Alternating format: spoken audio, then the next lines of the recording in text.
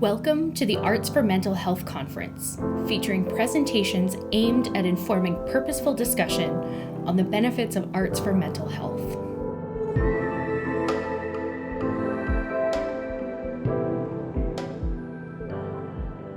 Hello, Bonnie Crombie here from the great city of Mississauga, and I'm delighted to join the Mississauga Arts Council in welcoming you to the Arts for Mental Health Conference.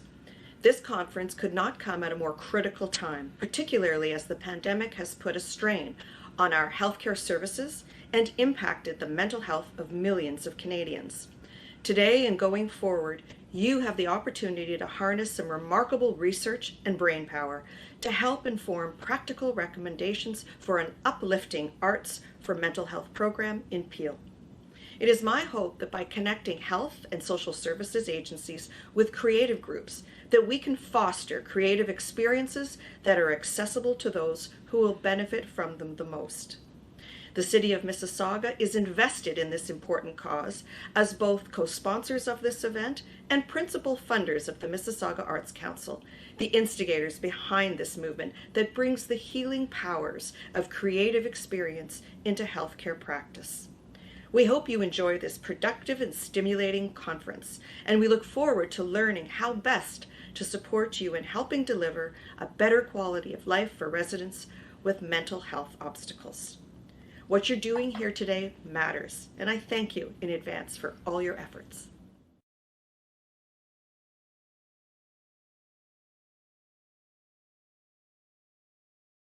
According to KMH, mental health issues affect nearly half of the global population at some point.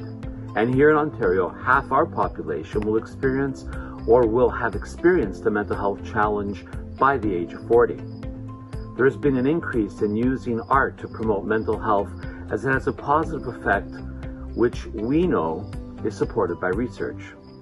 The relationship between the arts and mental health is well established in the field of art therapy, which states that art-based techniques such as painting, dancing, can act as an intervention for mental health issues such as anxiety and depression.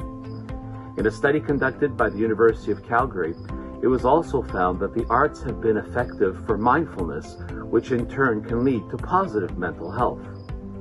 Some tips for art-based mindfulness are: make mistakes. Try something new, and being willing to make mistakes can help with mental health and wellness because it takes away the expectation of creating something that is perfect.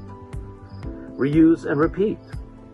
Using materials that can be reshaped or reused like Play-Doh or a dry erase marker and board emphasize the practice process. Limit language. Trying not to talk while practicing art can aid in mental health and wellness by giving the overworked parts of your brain a rest. Try listening to music without lyrics and indulge in the calm relaxation that comes from this.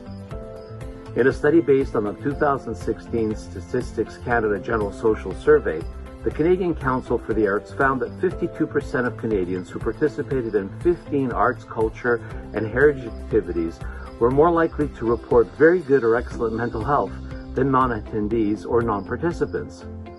This study looked at activities such as live music, art galleries, reading books, art and culture festivals, and theater comedy shows. Welcome everyone to Mississauga Arts Council's Arts for Mental Health Conference, co-produced by Mass Culture.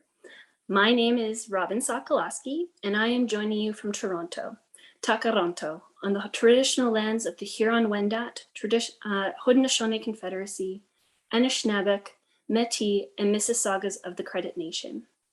So many people here today are joining us from Mississauga and the region of Peel, which sits on the same traditional lands.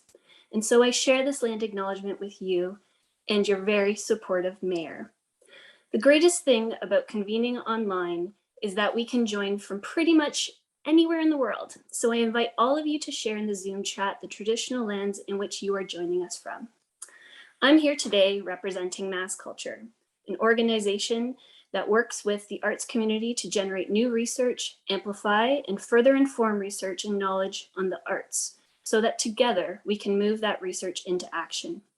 I'd like to thank Mississauga Arts Council for trusting Mass Culture and working with us in a truly collaborative way to bring us all together here today to further explore an idea steeped in evidence and energized by Mississauga Arts Council and its network. That idea, an accessible program designed with medical and social service professionals in mind that prescribes and refers mental health clients to engage in creative experiences appropriate to their needs. For the rest of the day, we will offer a collection of perspectives from both the arts and health practitioners, all here to offer insights transferable to what an arts and mental health program must consider in order to advance.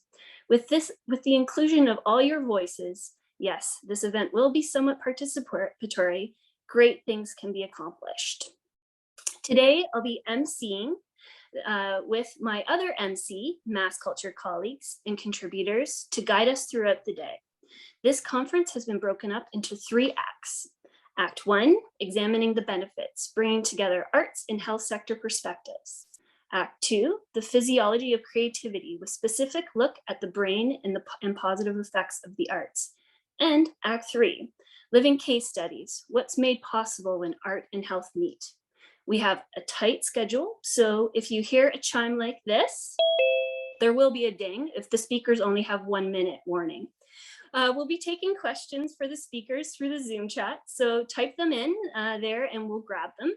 An essential component of today's discussion and beyond is to root it with artists and their voices at its very core, which is why Tanya Neumeyer, our Artistic Rapporteur, who is a queer poet and educator committed to access and equity, has been immersed in the spoken word community for 15 years, will be providing us with a pretty much on-the-spot spoken word epilogue at the end of Act 1 and Act 3. Tanya has a great deal of experience creating poems for conferences, such as the Alliance for Healthier Communities, who are also represented here today. If you have a moment of inspiration during today's event, share it with Tanya by sending them a private message in Zoom.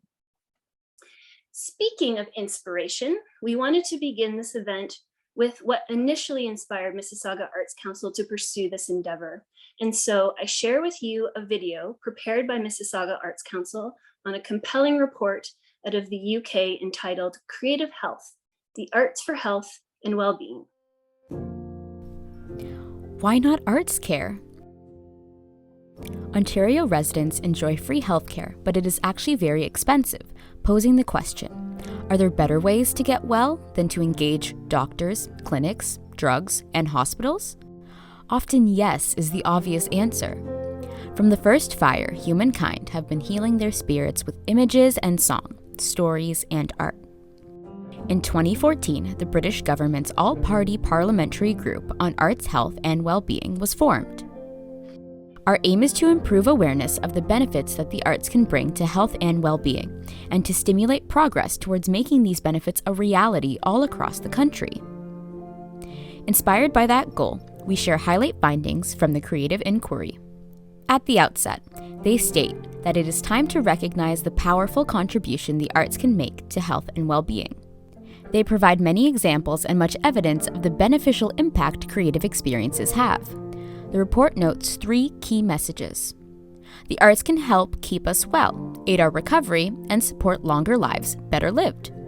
The arts can help meet major challenges facing health and social care, aging, long-term conditions, loneliness, and mental health. The arts can help save money in the health service and social care. They found that the arts are a principal social determinant of health and well-being, if you have access to them. Across all age groups and demographics, positive results were found. They firmly believe that the arts can be enlisted to assist in addressing a number of difficult and pressing policy challenges. The heart rate of newborn babies is calmed by the playing of lullabies. The use of music in neonatal intensive care leads to reduced stays. Visual and performing arts in healthcare environments help to reduce sickness, anxiety, and stress. Participatory arts programs for group arts activities intended to improve and maintain health and well-being in health and social care settings. The inquiry found that after engaging with the arts, 79% of people in deprived communities in London ate more healthily, 77% engaged in more physical activity, and 82% enjoyed greater well-being. Participatory arts activities with children improve their cognitive, linguistic, social, and emotional development and enhance school readiness and attendance. Participatory arts activities help to alleviate anxiety, depression, and stress, both within and outside of work. For every £1 invested in arts participation, estimate £13 saved in future care costs. Art therapies. Drama, music, and visual arts activities offered to individuals, usually in clinical settings by accredited health and care professions. Music therapy reduces agitation and need for medication in 67% of people with dementia.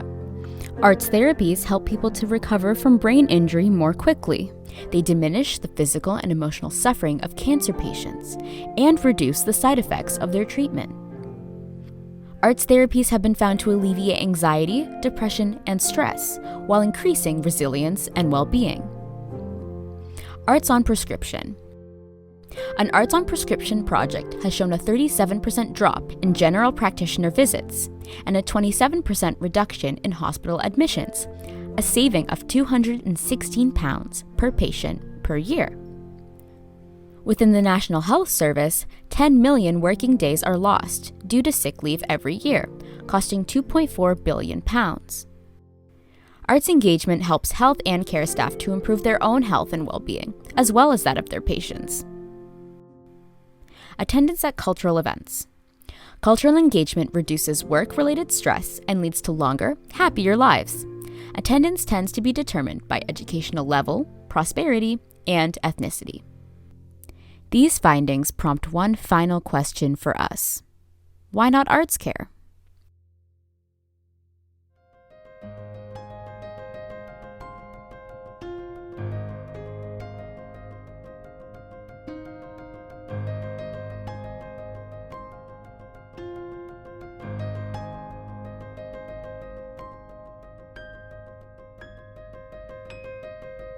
Hello everyone, my name is Carrie Ann Shakes. Now that we've all been inspired by what our friends across the pond find possible, let's dive in with our first inspirational speaker, Jennifer Buchanan. Jennifer is the founder of JB Music Therapy, a music therapy company that has been instrumental in the implementation of hundreds of music therapy programs throughout Canada for almost 30 years and has been thrice nominated for the Community Impact Award by the Calgary Chamber of Commerce. She's also the author of 2 award-winning books, Tune In and Wellness Incorporated. As the executive director and past president of the Canadian Association of Music Therapists, Jennifer is an advocate for music therapy and health entrepreneurship. Although not nearly close to retiring, Jennifer has been awarded 2 Lifetime Achievement Awards by the Canadian music therapy community. We are so thrilled to have you with us to get started. Jennifer, the floor is yours. Thank you. Well, it was December 2020. And my team of 19 music therapists were all looking forward to be able to take that company closure time where we could put on our autoresponders and we could take a couple of weeks off at the end of December. It had been pretty grueling the few months before, and many of you possibly can remember this, and we were shifting back and forth between doing virtual sessions to in-person sessions, back again. Sometimes the changes were just so abrupt. And our caseloads were so varied. You know, we would have these groups of infants and small children now having to be virtual. You can imagine how that's going. And then there would also be seeing the elder population who were so used to having us close by, and now we're far away, occasionally being able to visit. Our organizations were also varied, as our work always has been, from mental health to corrections to end-of-life care. And it was in this moment that we were getting close to our company closure that we were looking forward to just having time at home with our own families. But even though the autoresponder was on, I knew to leave the phone on, because you never know the call you're going to get. And as therapists, as healthcare workers, as humans, that phone call can sometimes be just extremely important. And on this particular day, which happened to be Christmas Eve, I got a call from the palliative care unit, and you just knew this was going to be extra significant. The voices on the other end of the line didn't say too much. They just said, "We're wondering if you could come within the next hour or two. It's very important." Although I was also feeling a bit tired, there's just no other answer but to say yes when that call comes. I headed off to our largest trauma center in all of Calgary area here, Treaty 7, and went there, and I was met at the elevator doors by the spiritual care director and a nurse that I knew really well. I should tell you a little bit about her because she really explores this use of having the arts around her on a regular basis. She goes out dancing frequently, and in my own context, I would be facilitating a small group music therapy session in the palliative care sunroom. And she would often be in the background during her break, closing her eyes and slowly waltzing or dancing to the music as it would strike her. Today, though, when I was seeing her on December 24th, her face didn't look as soothed, or she didn't even seem that lighthearted. And her and the spiritual care director actually looked like they'd been crying.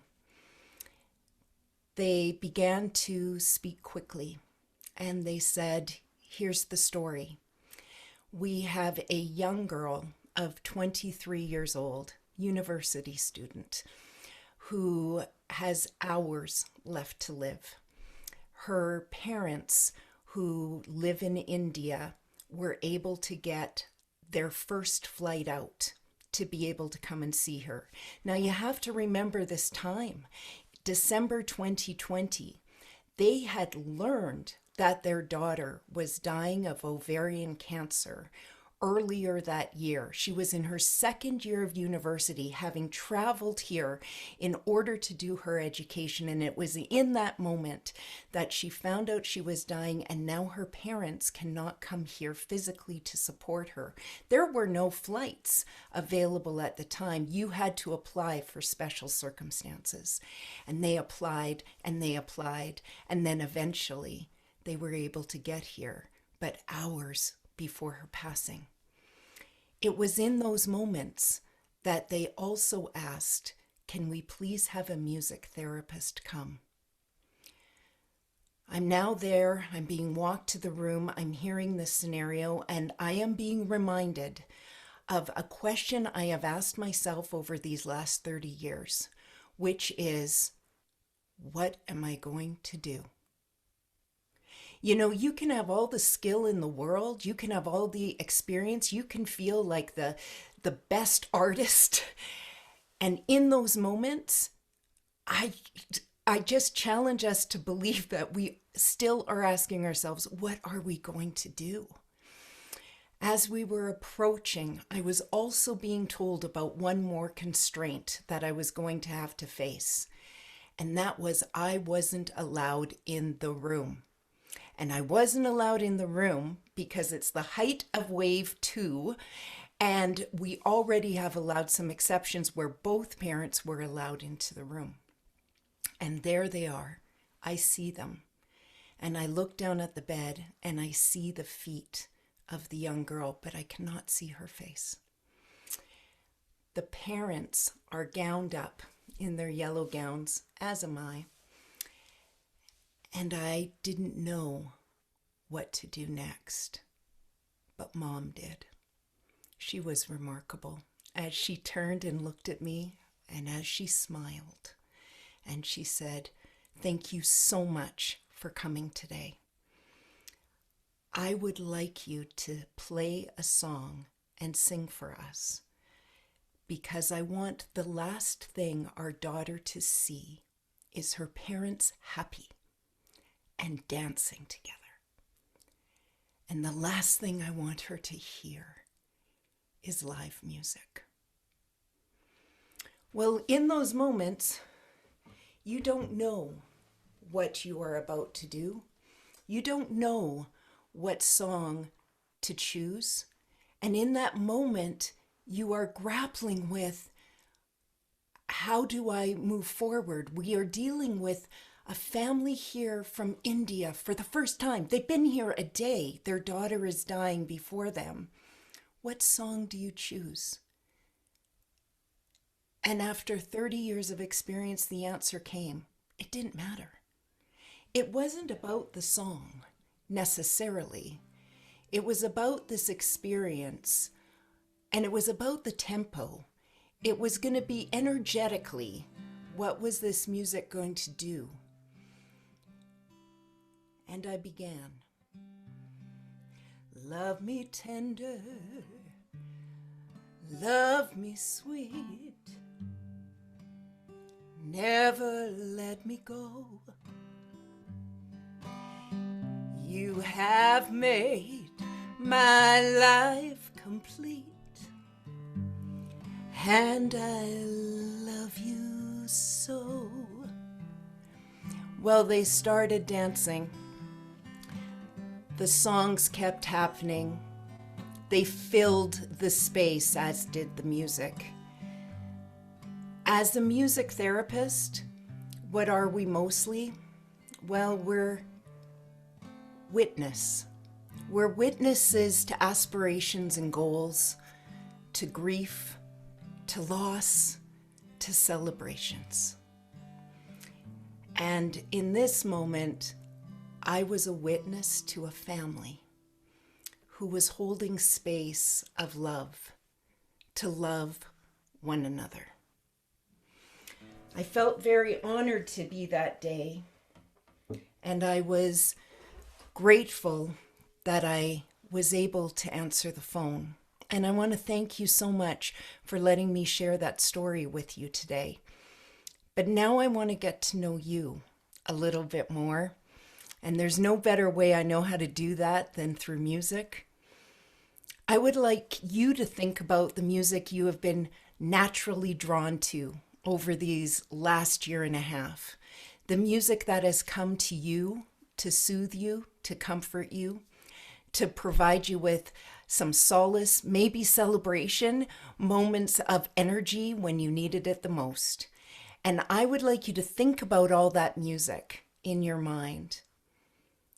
And I would like you to now think of the 3 words that would best describe that music. 3 words that would describe the music that you've been naturally drawn to. And if you're comfortable to do so, please throw those 3 words in the chat box. I'm going to be looking at your words. The 3 words that music has been doing for you specifically.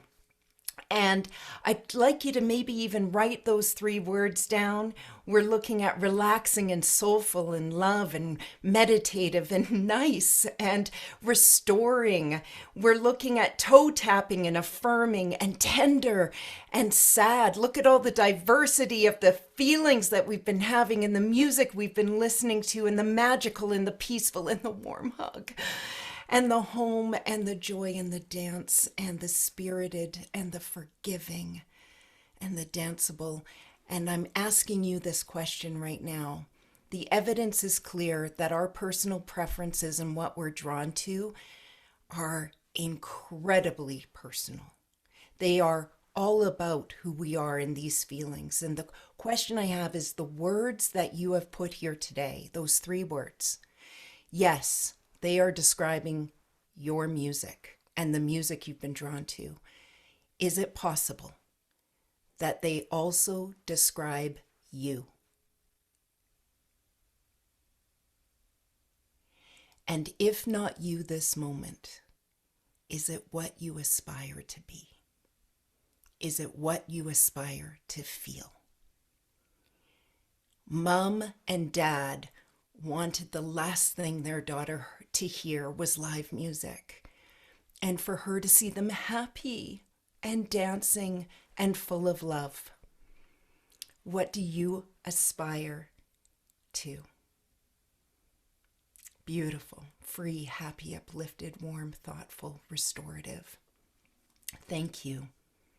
Thank you for that. And steady. Let us all be steady. So I want to leave you with this one last thought. One of the things we hear a lot about, and that I'm sure is going to be discussed in Act 2 tomorrow, but we talk a lot about the arts and the brain. We see it all the time. People are pretty excited about that. When I first started working in palliative care on the AIDS unit in the early 90s, there was a pandemic of sorts happening there, an epidemic, that AIDS epidemic of young people who were dying. And it was also at that time when the MRI machine was coming out and we're going to start collecting all this data.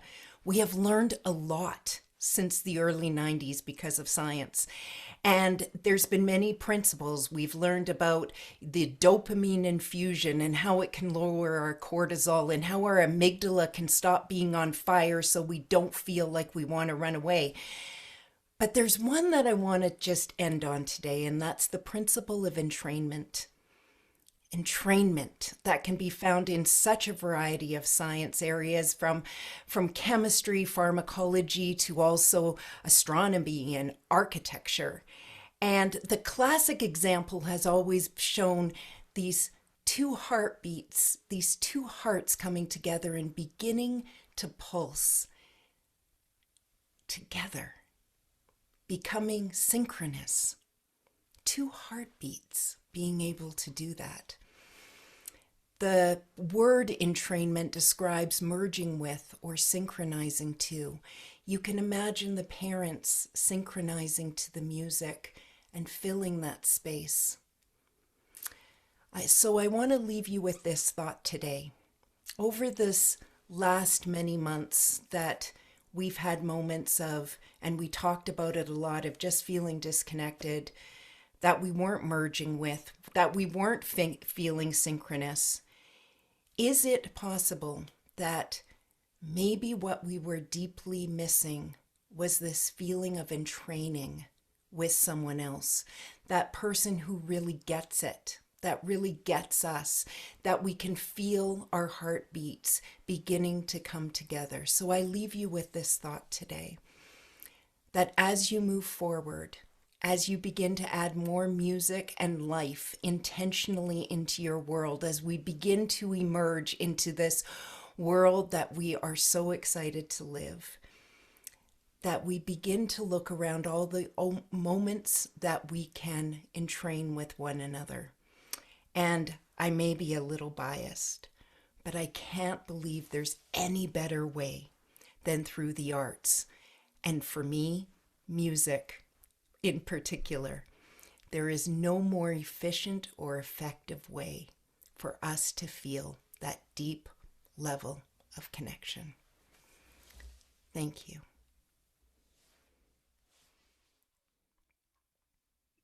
Thank you so much, Jennifer. It was so inspiring to hear that, because I'm from India. I haven't been home in 2 years.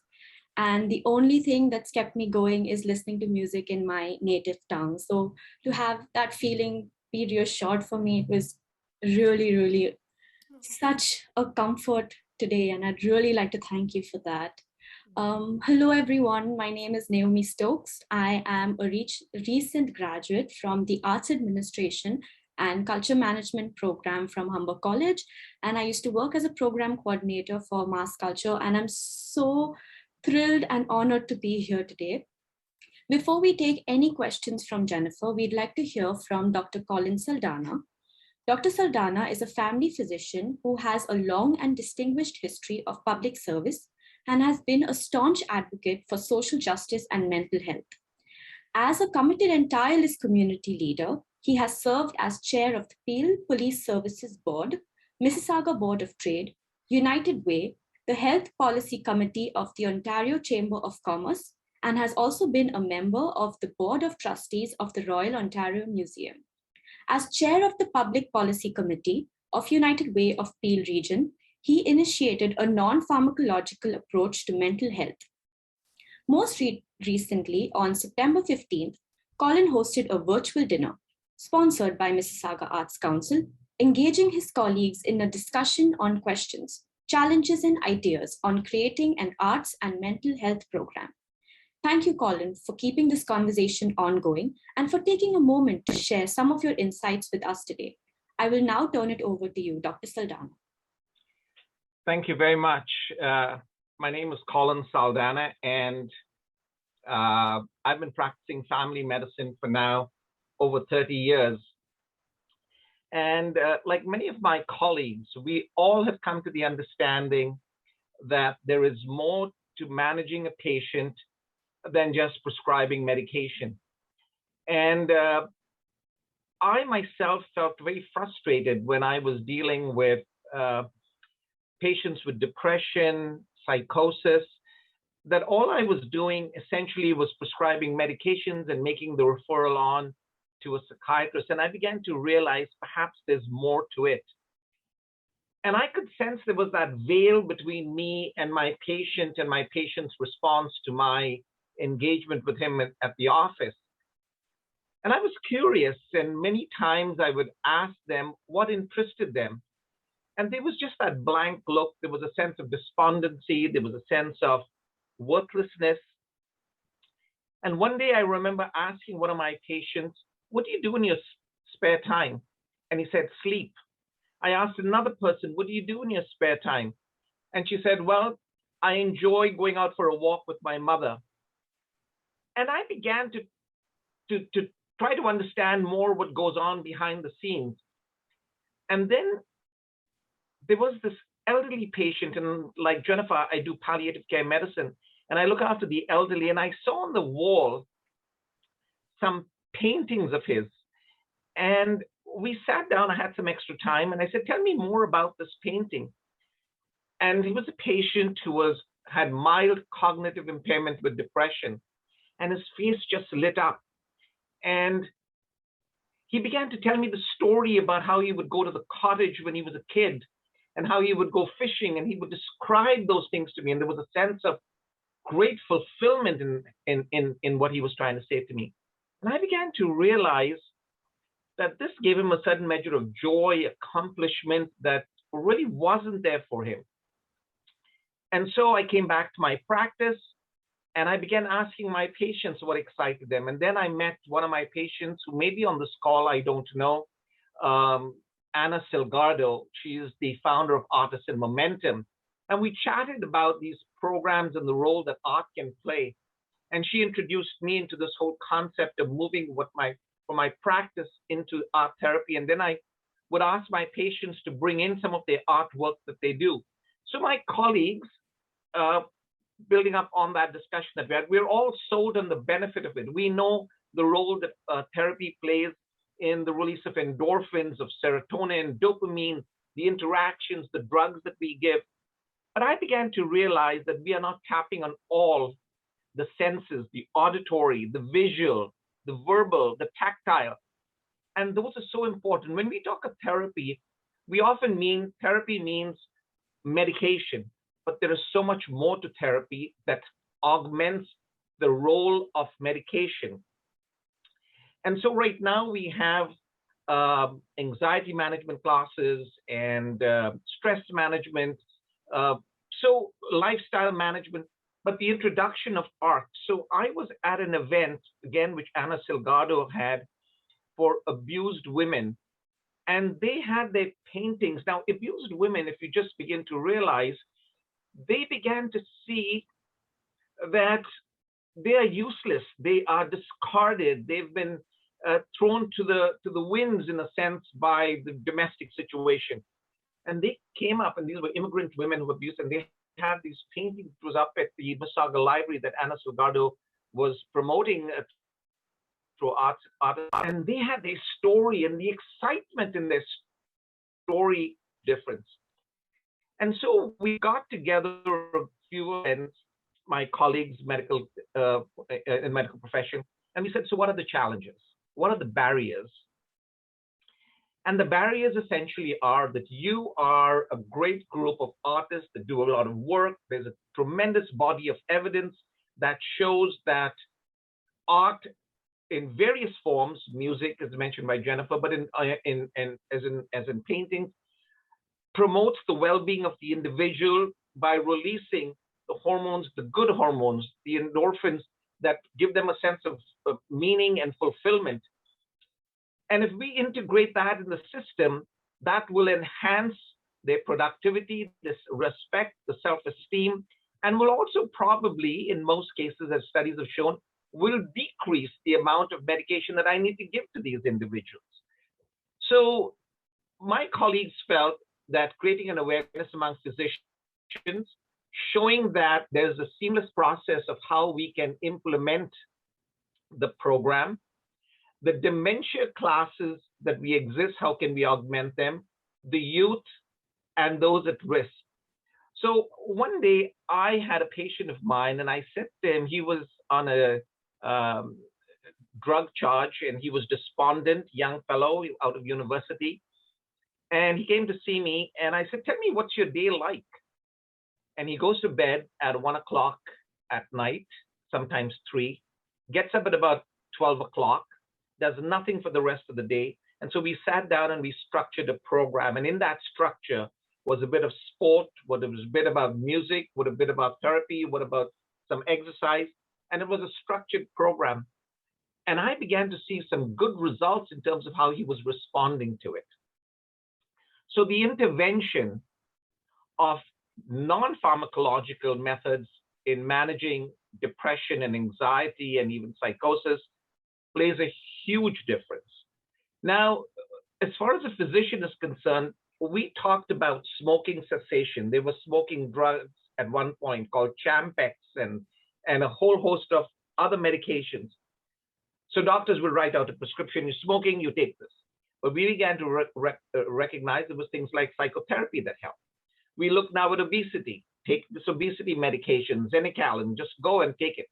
But no, there are other inventions. And I think my colleagues and I have to come to the realization that there is more to managing mental health than medication alone. I'm a firm believer of it. I've seen the results.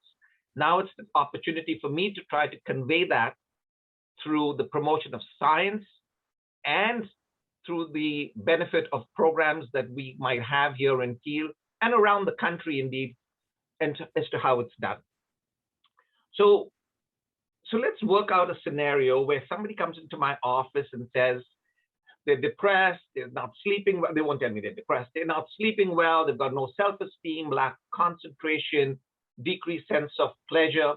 And you begin to tease it out and you give them a questionnaire, which is called a PHQ-9. They fill out this form and they score it. And then we come down to the score and begin to realize they've got anxiety, depression. So there's a spectrum. So what do? I'll say, well, I'll try to analyze their problem in the short time that I have. That's not always possible.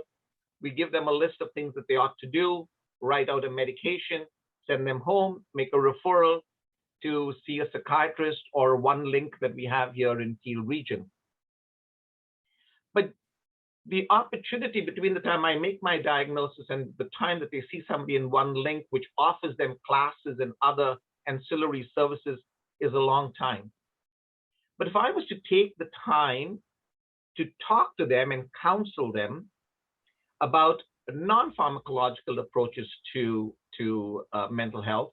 So let me give you an example.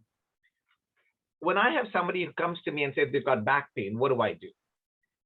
I analyze the cause of the back pain. I look at, are there any red flags? And I use the word red flags. Could they be cancer? Could there be other kind of such associated factors? And if it's just mechanical, I'll give them this checklist that I send them to the physiotherapist. On this is full rehab, post-op, that means after surgery rehab, chiropractor, physio, massage therapy, acupuncture, vestibular rehab, pelvic health, post-concussion rehab. So I have this little checklist. I'll take it off. I'll take it. They go over to the physiotherapist, and they will address it that way. Can you imagine if I had a checklist like this in my office, which talked about the various therapy art programs that exist in my community that are available to assist my patient depending on what their needs are? Do you like music? Do you like art? Do you like dance, whatever the programs are. If I was to tick it off with the equivalent of a 1-800 number or a main number, they go there, they call it, and they get engaged in it. The piece that we want to talk about is the engagement of the individual in activities beyond their home life, which could be miserable, beyond their work life, which can be equally miserable. They need something that will give them a positive boost in terms of their psychological performance. And the psychological boost will enhance the hormones that will make them feel better and be productive, and the recovery rate will be much swifter. So I think these interventions are really important. Now, where do we go from a practical point of view? Where do we go to now implementing it? I think one of the ways that we need to demonstrate in field region, and this could be done across the country, if you take child psychiatry, and we go to them and say to them, we need to augment your programming with some artwork, with some music, engage in a discussion, see what children would like. We could go to the dementia clinic. We could go to at-risk youth clinic that we have. And we take 10 patients in each of these and do a pre or an entry-level assessment, develop a program, let them try to exhibit their work, talk about their work, write about their work, televise their work, all of that. And let's see, what does that do to them in terms of outcomes? Did I have to increase their medication? Have the side effects decreased? Is the shorter duration of the treatment that I've given them? All of this, we package it. And if we can make the case, then we can roll it out into our community with individuals or family doctors like myself or psychiatrists. Let me give you an example. When I was in the board of trustees of the Royal Ontario Museum, a big organization, millions of dollars, and they were trying to say, how do we promote this in our communities? And I said to them at the trustee table, this is meant for elite people to pay $25 to get into the museum. When I see new immigrants coming to this country and kids and who talk to me about dinosaurs and fishes and fossils and things of that sort, to think that there's this huge exhibition out there and they cannot go to it. So we approached one of the donors who gave us $1 million. And we then went out to United Way and we gave coupons, tickets to United Way to make sure that they could bring their kids from low-income, impoverished homes to the museum. And it gave them a breath of fresh air, seeing these things, and then they would have a discussion program and things of that sort. So what I'm trying to create here is, how do we integrate medicine and the arts together? Because one is not exclusive of the other in the management of patients with depression. And the point that I want to make here is we use a term, a multidisciplinary approach to any chronic disease. If it's heart, diabetes, in diabetes, for instance, we have the eye doctor that checks your eye out. We have the chiropodist to make sure you don't have any ulcers in your foot. We have the diabetic education, the dietitian. So we have all of these together. I'm going to leave you, therefore, with one thought, what Pablo Picasso said to us and what I see in my own practice. Art washes away from the soul the dust of everyday life. Washes away dust from the soul of everyday life. So true, so important. And you and I have this unique opportunity through art, providing your time and your talent and your expertise to the medical profession. And here we can integrate our services together for a common outcome, creating a healthier, more resilient society who are capable of producing more, delivering more, not only for the individual, but for their families. And I'll leave you with this last thought that I had as a physician. I had this family who came to me, whose father was in some measure psychotic, and I enjoy psychiatry. He would see cops coming. He would get all the kids in the family and say, get under the bed. The cops are coming. And the family was totally destroyed, didn't go to work. the guy came to me.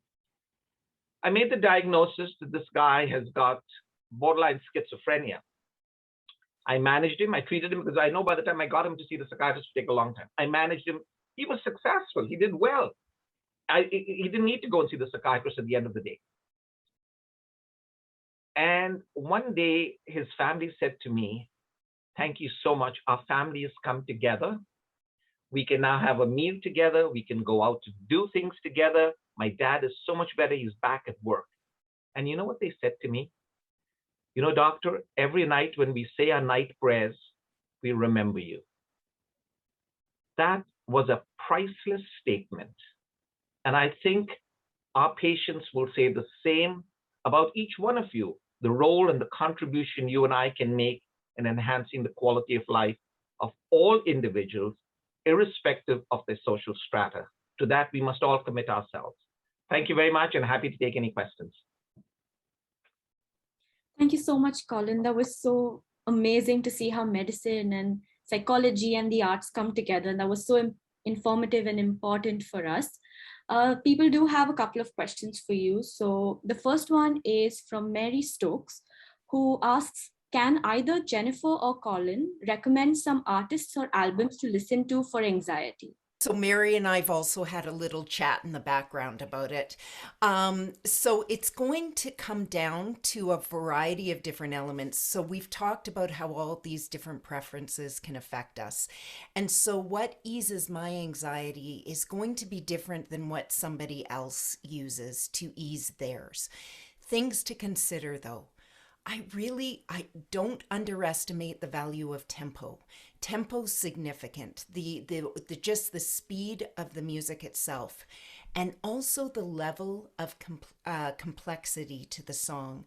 Sometimes when we're already overstimulated, having stripped down music, what in a streaming service would be called acoustic, so pop, acoustic, putting together can be really, really helpful for us. Just having one element of a piano, one element of a guitar, a voice that soothes us. The other piece, block out everything else that's happening. We tend to be such a visual society, and it is good to close your eyes, to put on your headphones, to dim the lights a little bit, taking that moment where you can desensitize in some places, focus on your auditory experience, and that can often help give us the relief that we're looking for. I hope that's helpful. I think I have something to add to that. I do not have a favorite. I mean, when I'm stressed out, I listen to some very beautiful hymns that relaxes me, but everybody is different. But I think what would be good is that if we compiled through a website a list of suggested things to do till we formalize the program. So if I'm interested in music, I would say go to Art Care and go and see if anything helps you out there. So you have a column with suggested music, suggested places to go for art or for dance. All of which, of course, should be free. Parks. We need to get another partner. Should be, as I know you'll be discussing this later. Another partner should be Parks and Recreation. They provide those kind of things. They provide it for a fee. We need to make sure that it's income related in some sense. So creating these little suggestions online where people can go would help, and you can do it in your own community. Thank you so much for that, Colin and Jennifer. We have another question for Colin, which is, what is the number one mechanism the art sector can provide to you so as to create an ease and an access for your practice? A great question. I think it has to be seamless because I'm so I have 3 examining rooms and I see patients for about, let's say, 10 to 15 minutes in each room, depending what the issue is. I'm giving you what a regular physician would do. And we get tons of material as physicians, tons of material. So I have to make sure that I'm tuned to the value of art therapy in this process. So right now, I don't know where to refer my patients, and I'm speaking as an average family physician in Mississauga. I don't know where to refer them to. I know it's an important thing to do. I know it's important. I don't know where to send them. So creating, for now, a virtual center where I would say to them, you know what, if you like art, why don't you go to the River Run art program? Or you need to go there. Doc, what's the phone number? Oh, check it online. No, that's a barrier they've put in place there for them. And I think we need to eliminate, because they're already drowning in despondency, that I don't need for them to go hunting around, because I know how frustrating it is for me who's not tech savvy to go hunting. So a repository of information in one place that they can go to. I'm not sure whether I answered the question, but I think a repository of things in one place where they can go to and then navigate. And one of the beauty of doing that virtually, if we can make it easy and accessible, I might listen to Jennifer's music and I'd say, wow.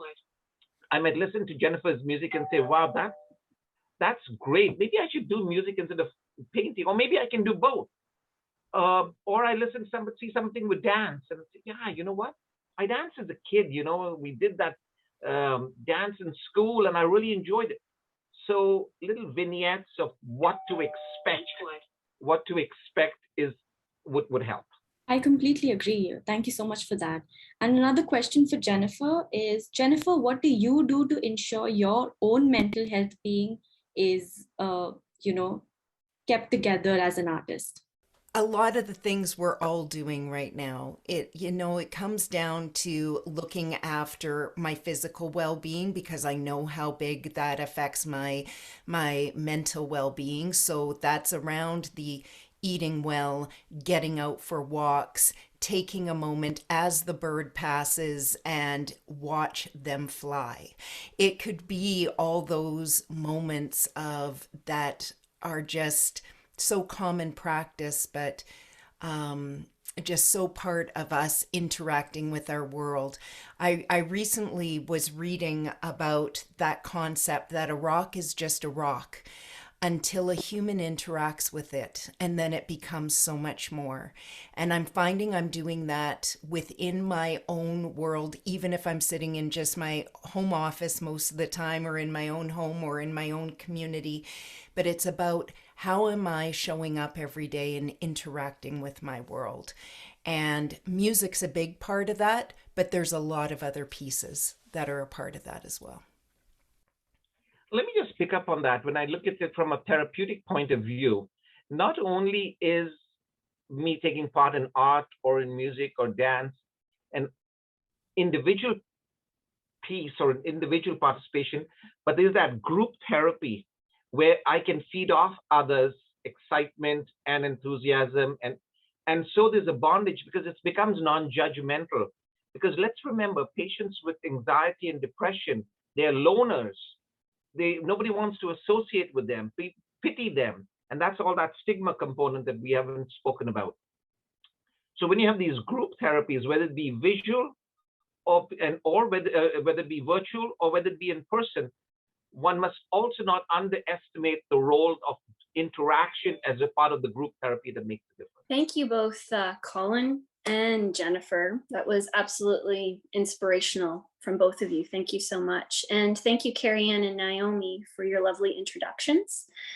As Act 1 is now drawing to a close, I'm going to turn it over to Tanya, our artist rapporteur.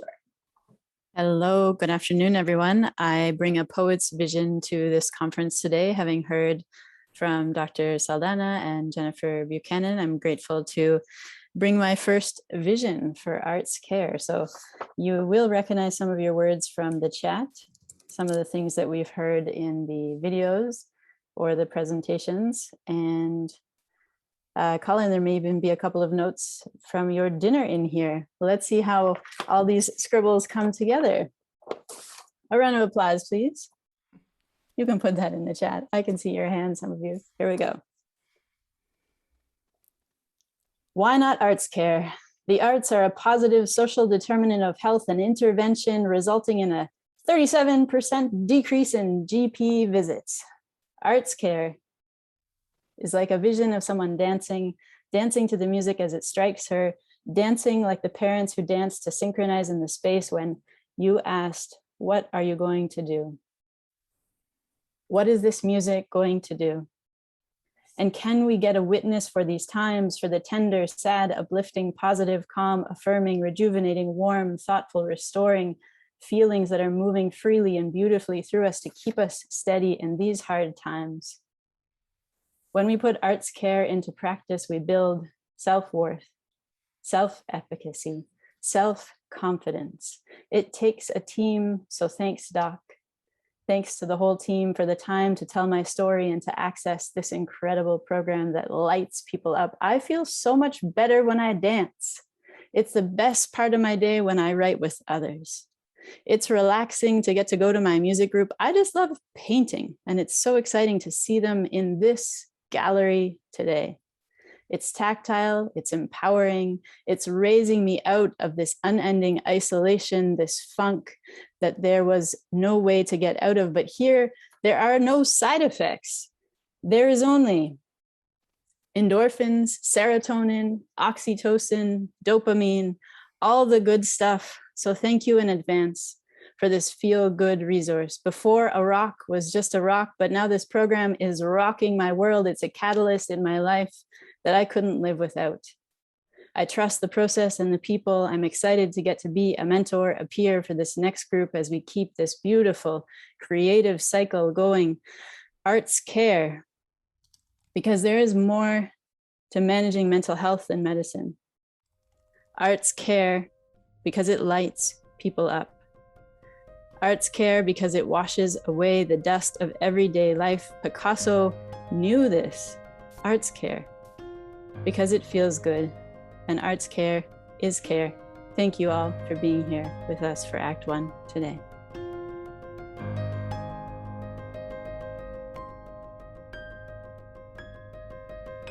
And thank you, Tanya, for that wonderful piece.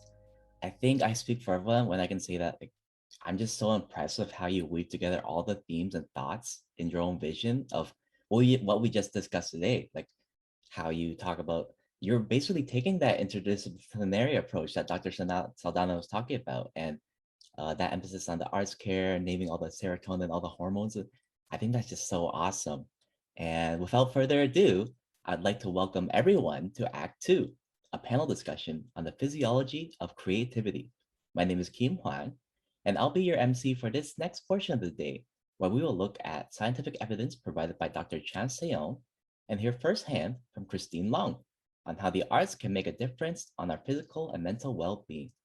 This panel will be moderated by Susan Ksiezopolski. Susan is a graduate of the Humber School for Writers, an award-winning poet, and founder of WriteWell, an organization that creates pathways towards wellness through expressive writing. Susan actively gives back to her community by creating and sharing experiences that cultivate a sense of well-being through arts-based programs. Susan, over to you and your panel. Thank you. And what an inspiring first act we've had. So we continue on to Act 2. It is my pleasure to introduce to you today our two panelists, Dr. Chanth Seyone and Chris Long. Both of these individuals will be sharing with you the topic and discussions around the psychology of creativity that demonstrates and explores the impact that the arts have on our mental health. We are really at a turning point in time and history where the conversations and the actions around what we need to do to support our mental health are really important.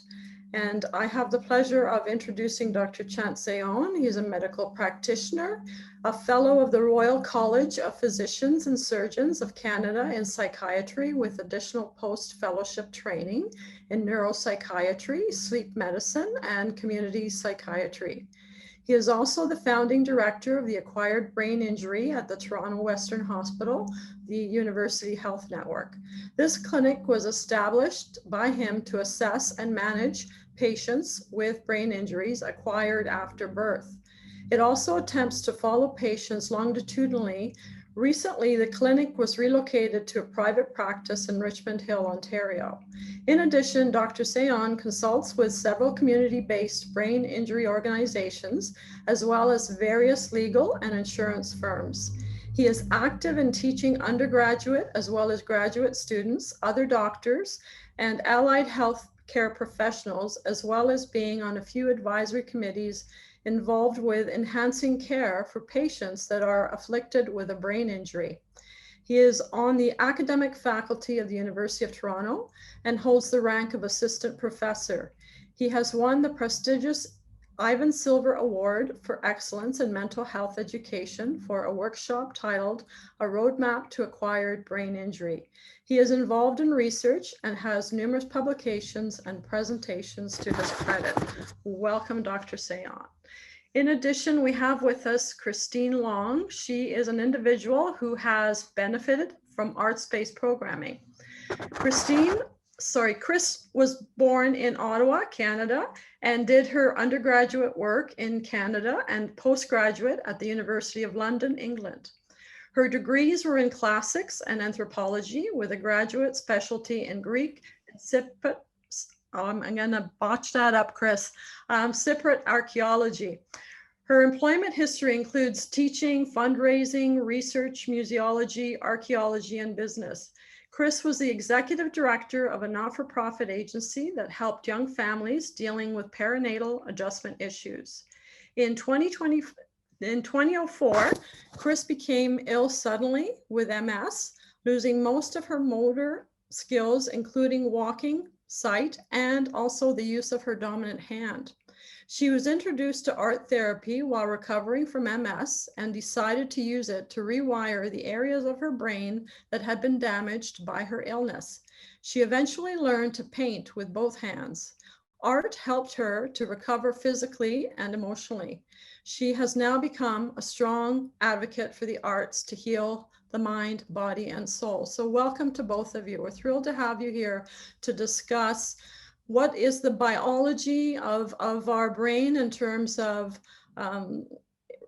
how we participate in arts-based activities and what this does.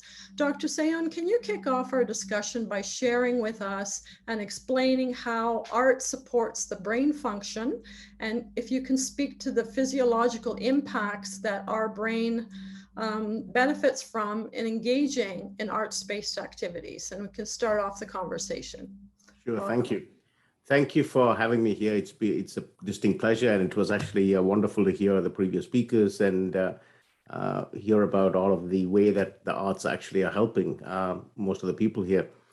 I have been doing neuropsychiatry and community psychiatry for quite a little while now, and one of the things that I've actually learned over the number of years is that, as Dr. Saldanha said, medications by itself doesn't really help that much. It helps up to a point, but only up to a point.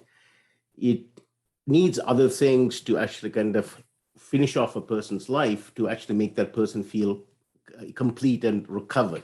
Because if you don't provide that additional thing, you've actually just kind of made them physiologically better, but haven't really done anything much about making them psychologically better. So I think that's why you need all of the things that Dr. Saldanha and even Jennifer was talking about in terms of bringing in the arts and bringing in other types of therapies to actually make the person whole again. Because one of the things that happens in people with mental health or even brain injury is not just loss of their mood in terms of them becoming sad or in terms of them getting anxious. It's also loss of who they are as people. It's a loss of their self-confidence, their image of themselves. It's a loss of their identity to some extent, because our identity is often based on what is it that we do in our lives. I mean, the type of job that we have, the activities that we were able to do, the committees that we were part and parcel of. All of that makes us who we are. And if you're unable to do all of those things, even if we are less depressed, but we are sitting at home doing nothing, we are not better. We are less depressed. That's all we are, right? And the same thing with anxiety. Anxiety is also part and parcel of a lot of problems, including depression. So in a lot of people who are depressed, there's also anxiety component, and anxiety doesn't really get better that easily. From a physiological perspective, I mean, what happens when somebody's anxious or depressed? You get changes in their heart rate, you get changes in their cortisol levels, you get changes in their blood pressure. You get changes in the neurochemicals that basically people have talked about. So there's changes in serotonin, in dopamine. But in addition to that, there are also changes in something called the default mode network in the brain. Now, this actually is an area of the brain that is at rest, is important in the comprehension of emotional states, the comprehension of what the intentions of others are, in empathy. It talks about both the positive and the negative connect aspects of someone. So that's the default mode network that's at rest in our brains. And that gets changed in psychiatric conditions such as depression and anxiety. And if that area of the brain, and this includes the medial prefrontal cortex and certain other areas of the brain, right, the parietal cortex, if that area isn't functioning well, then all of the components that particular area of the brain controls is not functioning well. So that includes the empathy that we have. So a lot of patients who are depressed are not empathic because they can't focus more than themselves. A lot of patients who are anxious also become very egocentric because they don't have the energy to kind of think about what other people are feeling. And that's why a lot of families get disrupted and they start falling apart. So there's been a study not that long ago, actually, which looked at this default mode network in terms of pre and post artistic trials, in a sense. And they actually found that this default mode network actually improves. And they did fMRI studies, and they actually found that these kind of areas shows a spatial improvement in functional connectivity. And so that means there's a certain level of neuroplasticity that happens in brains. So that there are actually new neurons that's forming and new connections being formed by the arts. And this is just artistic. And there wasn't any other kind of additional treatment. It's just the pure arts that they tried it. So it's two groups of people, one who got the arts and one who didn't, right? And they compared these two people. So their cognition got better, their ability to function and interact with people got better, their social functioning got better. And all of that is, again, who we are as a people. There's also a concept that's called psychological resilience. And psychological resilience is basically the amount of reserves we have, in a sense, to kind of manage stress. And they also found that in these patients that the psychological resilience actually went up. So if we can manage stress better, if we can manage environmental cues better, then basically we can then also manage the slings and arrows that we always have to face. And that might be include what the things that Chris has to kind of go through, suddenly out of the blue, right? Because that becomes not just the kind of the day-to-day stressors at work and everything else, but also the sudden unexpected things that can happen to us. So what this default mode network does, and what the adjustment of the neurochemicals and the neurotransmitters that we kind of do with, not just with medications, but also with all of the other treatments that we provide in terms of the arts, improves a patient's tolerance, improves a patient's empathy, improves their resiliency, as I've already mentioned, improves their critical thinking, improves their ability to kind of cope with stress. So all of that then becomes important, and it's not achieved with medications. I work with a number of community agencies, and one of them is Mind Forward. And we basically look after patients who have had brain injuries, and this could be kind of severe brain injuries to patients who have got mild brain injuries. And one of the things that we have realized over the last several years is that just giving them neuropsychiatric care by giving them a prescription for an antidepressant or an anxiolytic or whatever, it doesn't help. That's why we have group therapy that Dr. Saldanha talked about. We have creative arts. So there's kind of people kind of do paintings, do kind of beadwork, do kind of any type of creative arts that you can think of. Not that long ago, we had a program where they actually painted masks. Each of the patients actually painted masks of who they perceived themselves to be. And that itself was also cathartic to an extent for a lot of these patients, because it brought upon, they were able to express themselves in a way that they weren't able to express verbally. So this is, and it was absolutely fantastic just looking at the hundreds of masks that were kind of designed, because it actually created a sense of who they actually were. So at the end of the day, I think what the art therapies do is decreases the person's defenses. It brings imagery and fantasy to life. It provides a certain level of catharsis. It improves communication. It enhances contact with other people. It provides a certain level of pleasure and relaxation, and builds self-esteem. And it gives, at the end of the day, a sense of purpose. And if a person doesn't have a sense of purpose, they are nothing. Well, thank you for that. I think it's so fascinating what you shared with us, the fact that through the arts, the neurons in our brain are actually able to make new connections. And I think it's also really important for all of us to hear in your message that hope that through the arts, it increases our resilience reserves. And I'm excited to pass it over to Chris now to expand a little bit more about this and to talk about, Chris, your story and how the arts supported your own personal journey in recovery before we open it up to some questions. So Chris, please. Thank you so much for inviting me to come. I'm so thrilled to be here. And I think Dr. Seyone has just given my talk. I think sorry, I didn't mean to. No, you're absolutely right on. That's why I was nodding my head. As you said in your introduction, I got MS very quickly, just walking across a parking lot. It's supposed to be a sneakier disease, and it's one of those illnesses that can strike you out of the blue, and it did me. Within 3 days, I was more or less paralyzed down one side and unable to walk and talk and see or sit up. And I was in the hospital for quite some time. My whole right side was gone. So my right arm and right leg couldn't support me. I couldn't sit up. MS causes lesions on your brain and sometimes down your back. And what that does is interfere with messages from your brain to different parts of your body to tell you to move or walk or talk or whatever. And as Dr. Seyone was trying to explain a bit about the brain, sometimes people can get along with it for life and sometimes they can't. And I happen to get a really big lesion right at the base of my brain going down to my spinal cord and also at the parietal part of my brain. So time and space are still screwy for me. So sometimes I arrive a few days early for an appointment, or even sometimes a week when I first started off. So sometimes I arrive late or early for an appointment, and my husband can drive and I don't know where the heck we're going. So, but it's an interesting ride, I'll tell you.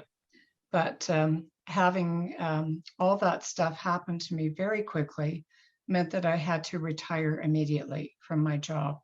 So having your life wiped out immediately and quickly makes you question who the heck you are. And it just, it takes your breath away. And it's just an awe-inspiring disaster when it happens. It's kind of like having a stroke, but not having a stroke. And the hospital really didn't know what was going on, but I had to fight. So I was in the hospital for quite some time and in rehab and doing lots of stuff. And I was released from the hospital in a wheelchair. But fortunately, the hospital I was in had a really good liaison with the local recreation center, where they had a program that was partially funded by the Ministry of Health, the local community center, and the city of Mississauga, called Next Step to Active Living.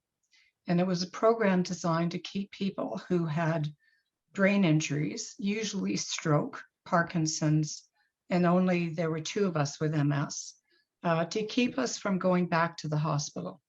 So it was designed to help us work out in the gym, help us be on exercise bikes, help us to work on board games, to learn to speak again. For many of us, speaking was difficult. So we were doing physical things and mental things. And I was in that program for 5 years. And I learned to walk and talk, and during that time, see again, because my sight was gone. My sight was gone for about 2 years. And it's still not quite right. So I see double out of one eye. so I don't drive because I'll see two cars and you don't really want me on the road. And I had to fight to get my brain to work properly again. It's still problematic. I think you can ask my husband and he'll say it's problematic. But I also had to, because my right hand flew everywhere in the air, had a big tremor in it, I had to learn to grab it, sit on my hand, but I also knew a lot about the brain. And I knew, frankly, that the brain could make some changes. So when we asked for some art therapy about the third year into the program is called Next Step to Active Living. Our art therapy teacher came, and the only problem was that there was no money for the program. So they had to scrimp and save from other programs. And we also had to pay a little bit for the program.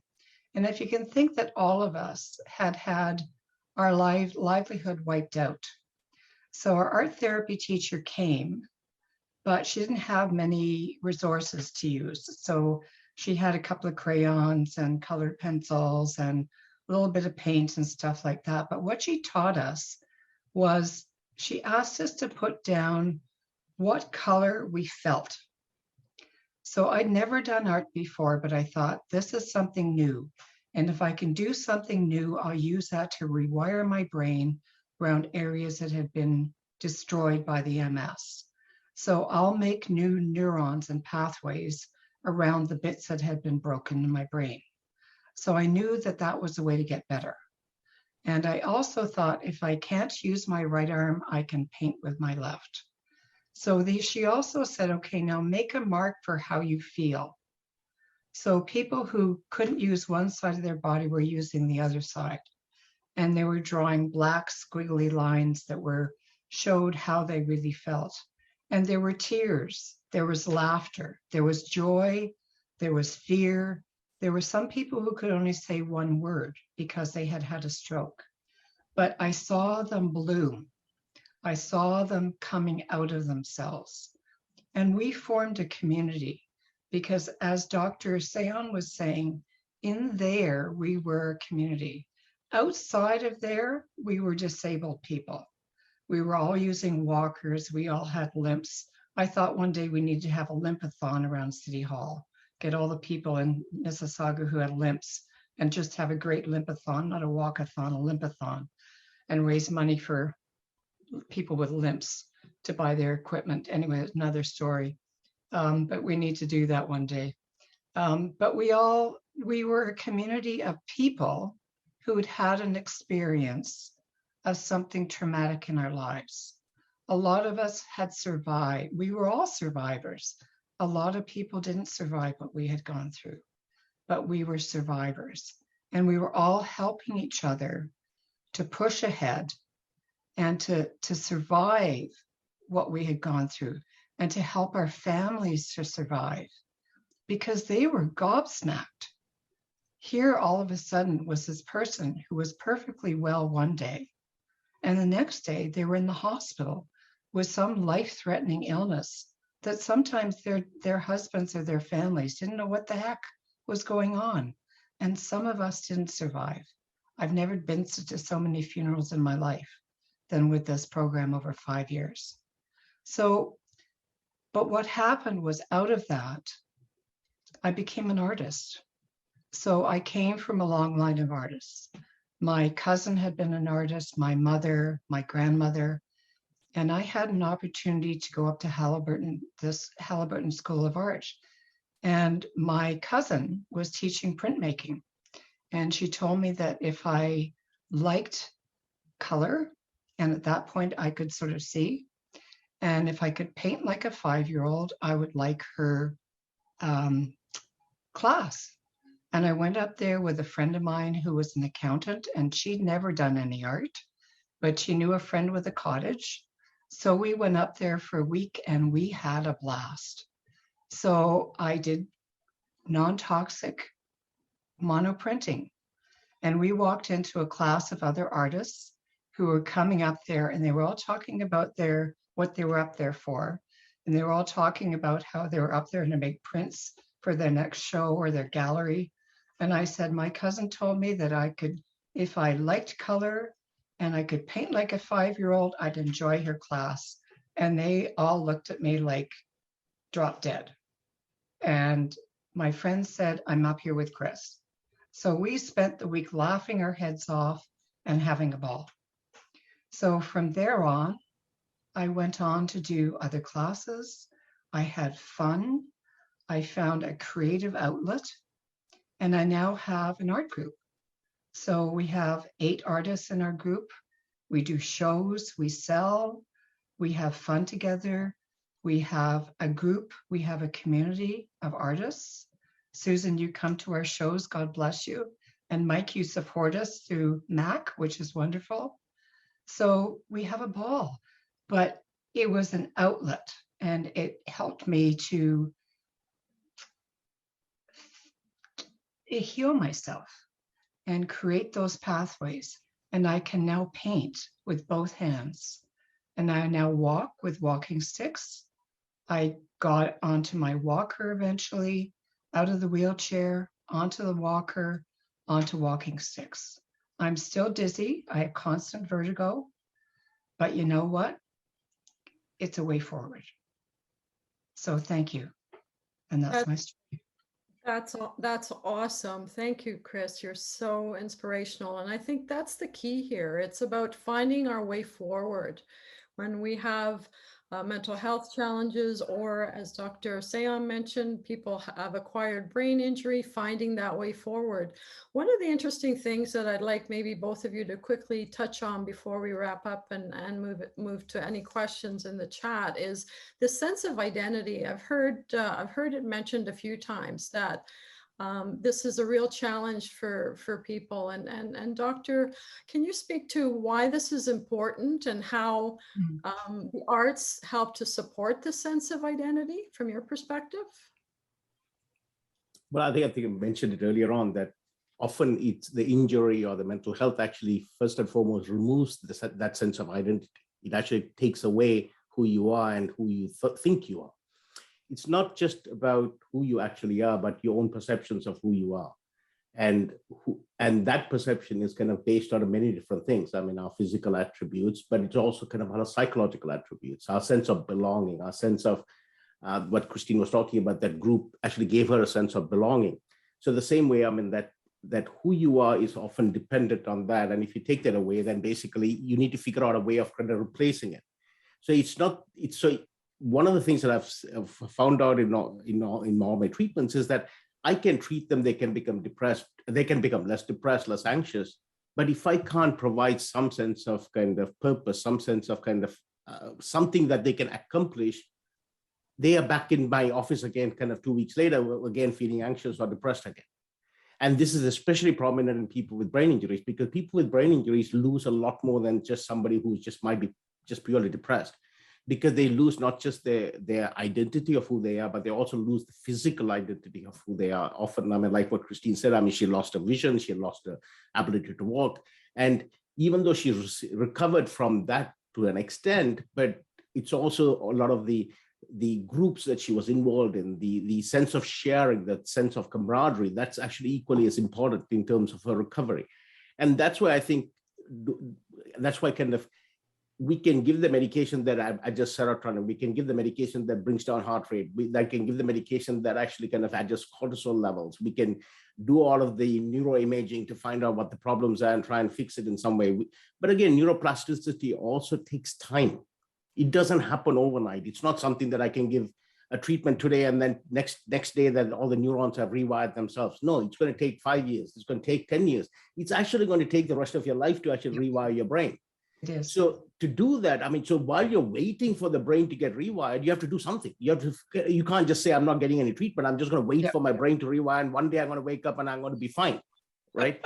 Yeah. So you have to kind of every day essentially work at kind of also kind of rewiring your brain from other modalities while kind of the brain itself is rewiring, the neurochemicals are being kind of stabilized. And that's where a lot of the arts kind of come in. Wonderful. If I can just speak to that for a second. I am an abstract artist, so I love to throw paint. I love to express with the abstraction. And I decided that it's time to learn something new because I can feel my brain kind of going, okay, you've done this, it's time to move. So I just hired a friend to come and teach me how to draw portraits. Now I still have a tremor in my right hand, and I've never been able to draw a figure in my life, but I thought this is going to push my brain to new limits. So last week was my first lesson.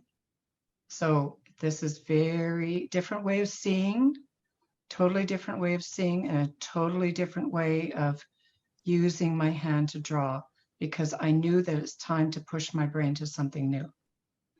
So it's just, as you say, you have to just keep expanding and learning, because it's going to be a lifelong thing. Exactly. Well, and I love the hope and the determination that you're displaying, Chris, for us. And I think, that's seeking out these recovery programs. Can you just maybe speak a little bit in terms of how you were able to find the right programs for yourself, and what were you looking for when you were trying to find out where should I go next? What helped to guide your thinking? Well, if I could just speak to that, for one thing, I think that I'm really lucky because I'm able to afford at this point to hire my friend. And I found her because I used to take courses at the Visual Arts Center. So I knew of her. I have painted with her before, but most people would not be able to do this. And the course that the program that I was in, Next Step to Active Living, I was lucky because I was referred to it when I was in the hospital. I'm not sure they're doing that anymore. And I think that we have spoken about that before.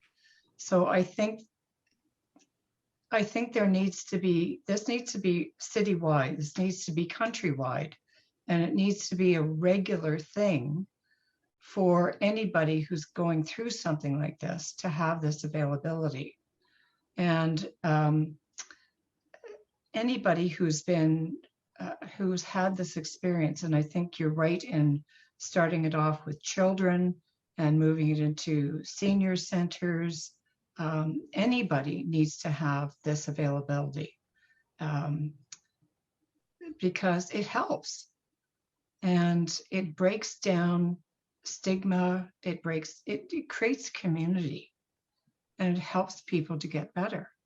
And I wish more opportunities were available for people to go into places like art galleries for free, museums for free, like the ROM and various other places for free, because I'm very lucky that I could do this. I mean, it's a stretch because I haven't had an income for many years, and I'm just on my husband's retirement. So it's just a decision I made because I need to keep my mind going. Yeah, I'll add one other aspect. Unfortunately, use of art therapy, use of music therapy, use of dance, all of those things are not as common as it should be, unfortunately. And this seems to be the problem actually more in the downtown academic hospitals than some of the community hospitals, who are a lot more willing to embrace some of these other additional therapies. The downtown hospital tends to be tertiary referral centers who basically look after the most complex of patients, but a lot of the focus is on actually improving them from a medical perspective. It's not necessarily improving them from a psychological perspective. Hopefully things are changing, but it's very slow. And the problem is that you also need funding for all these things to happen. And funding isn't coming from the government, isn't coming from the LINs. It's actually, as Chris was saying, you have to kind of either fund it yourself, and a lot of people with brain injuries who are on ODSP or something can't afford to fund it. Yeah. So it's organizations such as Mind Forward, Cheers, Ontario March of Dimes. Those are the organizations that's trying to embrace some of these therapies and use it as part of their day-to-day programming. And so if you're part of these programs and you get some of these kind of activities, it's free basically for anybody who's actually part of this program. But again, all of these programs also only have a finite number of people that they can serve. So we need much larger kind of access to various programs, that it needs to be funded at a systemic level rather than at kind of individual level. And hopefully, I mean, the kind of conferences such as this will actually lead to that happening at some point in time. Exactly. I think that's a perfect note to wrap up our discussion and the moderation of such a uplifting and inspiring conversation. I'm going to pass it over to Kim. He's going to address any questions that we have in the chat.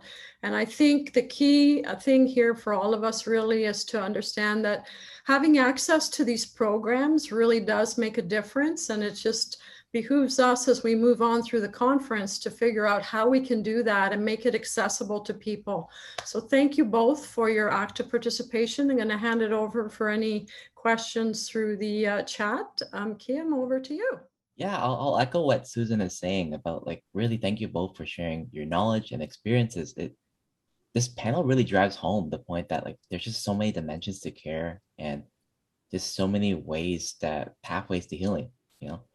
And in the essence of time, I'll only really ask one question. It's about resources. So the common theme of the chat questions is about resources. I know both panelists, you've mentioned some wonderful reports and programs that, like, in your talks. I was wondering if I could get you both to repeat those so that audience members can explore those further. And in addition to that, are there any additional resources that you would recommend us to look into? I will start off by saying that there's inadequate resources, actually, not kind of adequate resources. So there are a few programs that try and provide some of what we're talking about. I mean, Mind Forward is one of them in the Peel-Halton region. There's CHEERS, which is the Community Head Injury Resource Services in Metropolitan Toronto, so it covers the GTA area. There's the York Simcoe Brain Injury Services, which is up in the York region. And there's so few of these areas. Now, I know the brain injury organizations, so all of these things I should clarify are brain injury organizations. So somebody needs to have had a brain injury to be able to be part of these programs. So somebody who has a general mental health issue, like somebody who just has a depression or who somebody has, say, that anxiety disorder, can't really access these programs, unfortunately. For that, there are other programs that you can access, such as Reconnect. There is also a program called Connect, and then there's Reconnect as well. And these are programs, I mean, there's a program called College View. So all of these are programs that tries to address some of the mental health treatments and in terms of providing some of these psychotherapies. But at the end of the day, there isn't that many programs that's available because all of these programs have a finite amount of funding. And a lot of this funding also needs to go to other types of treatments as well, not just art therapy. So it's actually kind of having a pool of money that needs to be divided 50 different ways. And sometimes, I mean, depending on what's happening in terms of need, I mean, these funding can get redirected and reshuffled to kind of other programs as well. But I mean, what Mind Forward tries to do is also to try and establish and keep some of these kind of artistic programs going on an ongoing and permanent basis. So people with brain injury can get that kind of holistic care rather than just medications or just kind of one or two types of treatment. Right, thank you. And I just wrote some down. I'm not sure if I wrote them correctly, but they're in the chat, and hopefully that gives us something to explore. And also, an audience member was curious about, there was a specific study or report that you alluded to.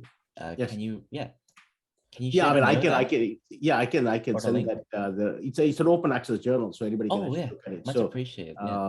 So I can actually send it off to Kathryn at Mass Culture, and she can pass it on to you or pass it on to whoever who wants it, if that's the easiest way to do it. I don't know who else to send it to. So okay, yeah, that'd be great. Right. Also, if you have a link, you can put it in the chat too. I'm sure that would also be helpful. Okay, we'll do multiple that, channels. Yeah, thank you so much. And for My Christine, pleasure. someone was curious about, there was a specific program in Mississauga that you mentioned, and also if there's any other programs or resources that you're excited about, then you're welcome to share. Thank you. The program is through Parks and Rec, and it's Next Step to Active Living, and it's at the South Common Community Center. South Common, okay. And I think it's also at Huron Park. It just has 2 sites. It needs to be all over. Yeah. All right, thank you. You're welcome. Thank you all, everyone. Thank you, Susan, Chanth, Christine, and Keem. Before we move away from this panel, though, completely, there is a special surprise presentation to share. Hello, everyone. I'm Lena Demarco, Regional Director of Community Affairs for Bell Canada. I'm delighted to join you today in support of the vital work you are doing to support mental health and wellness, which is the cornerstone of Bell's community programs. Since launching Bell Let's Talk in 2010, a time when mental health was not widely discussed, we have committed over $100 million to raise awareness and combat stigma surrounding mental health, and supporting hundreds of organizations doing important work across the country. Although there is still much to be done, which is why I am delighted to recognize the work of Susan Ksiezopolski. Susan believes that writing can heal. She's an author and the founder of WriteWell, which helps people find their path to wellness by unleashing the power of writing.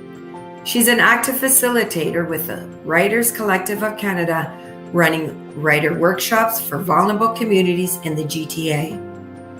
Her recent documentary, The Art of Wellness, produced for Bell and MAC, gave a voice to local arts program producers and their happy participants.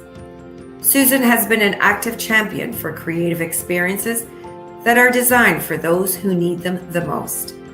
Congratulations, Susan. You are a most worthy winner of this year's Arts for Mental Health Award, sponsored by Bell and the Mississauga Arts Council. Yay! If everyone could please join me and put up a little icon in their little box to share in Susan's award. I know it's always a little anticlimactic getting these things online, but there you go. Susan, I know we've caught you off guard, but if there are any words you'd like to share, please feel free. Oh my gosh, oh my heart. Wow. Oh, I'm speechless. So that says something right there. I'm honored and thrilled and humbled, and you know, the work of every single person in this arena is really what should be celebrated, because it is important work, and I'm just I'm thrilled to work alongside all of my fellow artists. There's so many of you that are here today that I know you work in this arena as well, and it's been wonderful to learn from you and to work with you, and Mac, and the support that you do for the artists, Bell, for all of the funding that they provide to this important initiative. I think we have so much more work to do. I'm excited for the rest of the conference, actually, because we're going to be going into the breakout rooms where we can actually discuss and sort out how we can do more of this and make it better, because everyone needs access. Chris, you talked about this. Everyone needs access to these kinds of programs, and they have to be affordable. We can't have people having to scrimp together and figure out how to make it happen, because it is powerful. It is life-changing. It is transformative. So I'm just in deep gratitude and humbled, and thank you. I'm going to give both our scribes and the people who have been assigned to report back. Hopefully you've assigned someone within each roundtable to share back. A moment to organize all of your notes as we watch this short video prepared by Mississauga Arts Council on the NANUS report for the Ontario Arts Council on the impressions of the impact of the arts on the quality of life and well-being in Ontario.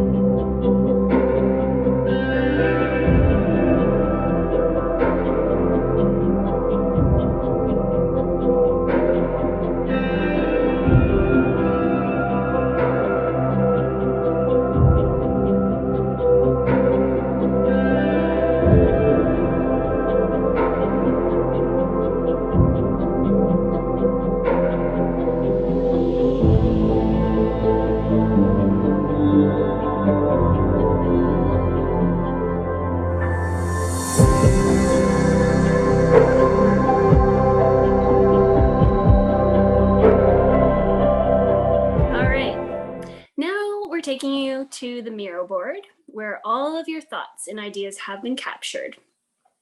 I'm going to take us from round table to round table, give everyone a minute to reflect on what's been captured by our Miro scribes, and then I'll call upon the person who was assigned to share to provide a 2-minute summary. Feel free to use the Zoom chat to ask your fellow colleagues questions or comments, or feel free to use the Miro board if that's where you're at to leave some comments. So let's zoom in on that first round table, which was facilitated by Charlotte Lombardo, and the information was captured by Alora. So a lot here. I'm going to try and zoom in a little bit more. All right, if the person who was assigned to share could unmute and go ahead. So that would be me. We had a really amazing group, some really strong reflections, but they kind of assigned me to come back to the report back. So hi, I'm Charlotte. So as you can see, there was a lot of really interesting things that were mentioned. I think the concepts of an infrastructure and the landscape of this work were some of the key pieces that came out, taking some leadership from the UK experience, and where there has been overarching bodies created, many different interesting ones, to bring together the diverse conversations that are kind of happening often in silos, that people don't know that some of this research is even happening, and to get that to the tables where decisions are being made. But also that it's not necessarily about doing more research. Sometimes it's also about the advocacy in relation to the, research in itself, if it's not translated out into advocacy, might just sit on the table, as is said in one of these quotes. And also, taxing more resource intensive research that doesn't get used might not be the best way to use the resources that we do have. So we have a lot of really good evidence. Maybe we need to start focusing more on advocacy or a balance between the two. And that would be bringing academics and sort of frontline practitioners more together. There's a lot of really interesting community-based work and community-engaged research happening in that way, but there can be more of it. The arts community at policy tables. Sometimes, again, policy itself is very siloed. So, kind of bridging those spaces. The health space can often be a very different space in the policy world than the art space. So how do we get those people at the same tables? There was a question about where the focus should be, and one answer might be around youth mental health. On the heels of this pandemic, we've heard a lot about how this is impacting our young people. And the vital signs report that people might have heard about just came out and really focused on youth mental health. So that's a place that is also a resource space. And sort of research again into the structure. Why are pilot projects not getting amplified into programs? What is happening in the structure? We have a lot of research about outcomes and impacts, but why are these things not getting translated more widely? And then a final reflection, which was really nice, about what counts as data, and this concept of stories being data. And I've been told in the past by some mentors that all research is stories, really, whether it's done with numbers or it's done with other things. It can be done qualitatively with words and descriptions. It can be done with the arts as well. The arts as a form of knowledge production in and of itself. The things that are getting produced in artistic practice, also telling the story of the impact of this work. So I think those are some of the highlights of these experiences. Thank you, Charlotte. I'm going to now move us over to the second roundtable, making art and health programs marketable and salesworthy. So I'm just going to zoom in first. This was facilitated by Bev Foster, and the information here was captured by Naomi Stokes. Hello, I've been volunteered to speak on behalf of our group. We had a really great conversation. I feel like we just scratched the surface of marketing for these types of programs.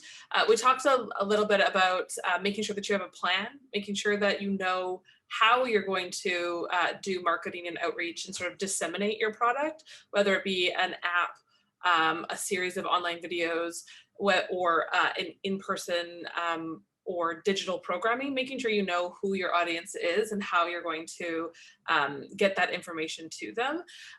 Knowing that, especially in this digital age, while we've all been forced online, that you don't have to just be local. So if that is your goal, is to reach sort of provincial, federally, or internationally, what is your plan to do that, and how you can build that into your planning from the beginning.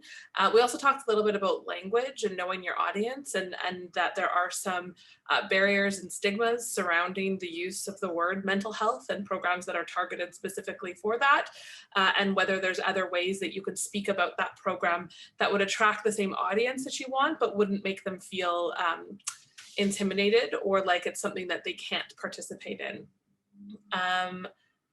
And also getting feedback from people early on into the program, whether it's through YouTube or if you're accessing people through WhatsApp or a custom app, making sure that you have people experiencing that before your marketing rollout so that you know what the actual user experience is going to be. I think all of what we talked about came down to knowing your audience and knowing their user experience, how they're going to be connecting with your program, and making sure that you are planning something specifically for that audience and that they can reach out to you. So how are you communicating with them? We talked about WhatsApp. We talked about having like a group chat for all the participants of a program. So if there's troubleshooting along the way. We also talked about making sure that we guide our technology users. So if it's a platform that's new to them or a type of technology they're not familiar with, how we can make that happen. One of the participants sent staff members to seniors' homes to set up their Chromecasts for them. We've done a series of technology tutorials on how to access our programs, the idea of lending out technology, if that's a possibility for your organization, and making sure that there's access to internet also, which is a big barrier for participation in these days, this day and age, with everything being fairly predominantly virtual. Excellent. That's it. Great. Thank you so much. All right. I'm going to just follow this path all the way down to what we learned about art's impact on mental health through the pandemic. And this roundtable was facilitated by Jody Pereira, and the information here was captured by Neha D'Souza. So I'm just going to quickly share some of these things as much as I can on my screen and give everyone a moment to sync that in. And if there is someone who could speak to what was shared at this table, that would be great. All right, what we talked about, which was very interesting, we talked about going forward, but we also talked about how everything changed through COVID and going through the delivery of everything over the Zoom and getting it virtual and teaching people how to do that. And they did deliver the arts to people through cultural or virtual presentations that they might not have seen or gotten use of. So they were very comfortable with it, and now it's being offered more to the community, where people never used virtual before, and now they're using it. So Jody talked about everything has changed through COVID. Julia was talking about online, so many reunions through the world and learning about art. And it's all about people being able to talk to each other. It's not by person and live meetings, but they got to communicate with each other, and which they might not have done that in a live meeting. So that was very interesting. Yes, and then I talked about making sure that I kept in contact. Every week I would send something out. And it was all about updates, all about this, that, and the other thing. If somebody did, released a book and that, I put it in there just to keep the communication going. And Jody again said, yes, the best thing to do is to keep communicating with each other and keep it up. Anthony talked about the schools and how the teachers are having problems. And that was really highlighted through COVID. And because all of a sudden now, it's different than having the children there and having classes and going through things, and then they'll all leave. Now they're trying to find ways to improve the gaps in education. And what they did find out was, and Anthony was talking about it, there are a lot of gaps right now. And this needs to be solved, especially, the kids were at home learning, but, okay, some things were done virtually and all that, but there's still gaps that need to be fixed through the education system. And that's what Anthony was talking about, and it was very interesting. Okay, that is the roundup of what we went through. Thank you. That's excellent.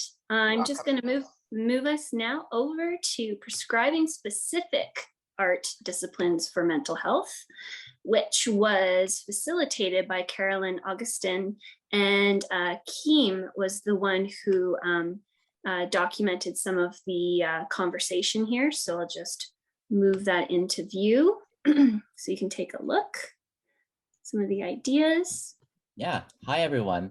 So our table had an amazing discussion. I think it was so great that we got cut off before we could choose someone to present.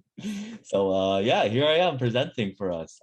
Yeah, so right off the bat, what we started off with, like a prominent thought was that even when you're having a horrible time, like things aren't going well, art can be that pinprick of light that lifts you out of that black mood. And that energy that we carry in our art, it follows us throughout our whole lives, right? And then after that, we kind of talked about how different kind of disciplines can suit different situations. For example, like movement itself can be very healing. Dance. I'm talking dancing or just walking or just doing anything like that. And some people might go to a certain art form for like expressing their emotions. Maybe positive ones. You might do another one to just like let loose, right? To get rid of the detox from all the negative ones.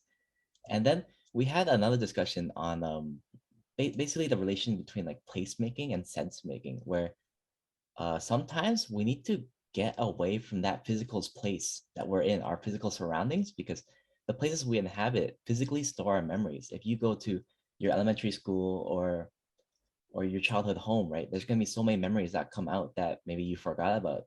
And sometimes it's good to get away from your surroundings, or it's good to take a break and get away from art, which ironically helps you do your art better. And another thing we talked about is if there's any therapeutic links between specific mental health issues and specific arts disciplines. And one thing that one of our participants really brought up was that music therapy can aid like so greatly with Alzheimer's, people who maybe just don't like have lost their voice, or like you really don't know like what's going on, right? If you put them at a piano, you play a song, they'll just start dancing and singing again like nothing happened. And things like that are beautiful. And finally, we rounded off with talking about accessibility. We were talking about how like, oh, if you lobby the government, you can make policy changes, or how donors and funding are really key to keeping the sector alive and making sure we can keep doing the work we do, right? Because we're not like fully trying to profit, we're trying to make stuff happen. And finally, accessibility is so important, where we can have all these great resources, great tools, great programs, but if no one knows about them, or if no one feels welcome to participate, then we're not really like doing what we set out to do. Okay, great. Thank you, Keem. And thank you to that table. We're now going to go over to an Arts Council's role in building an arts and health program, which was facilitated by Mike Douglas, and Carrie Ann Shakes was the person who documented all of the stickies here for the table. Looks like there's a lot to take in. Who was assigned to speak to this table?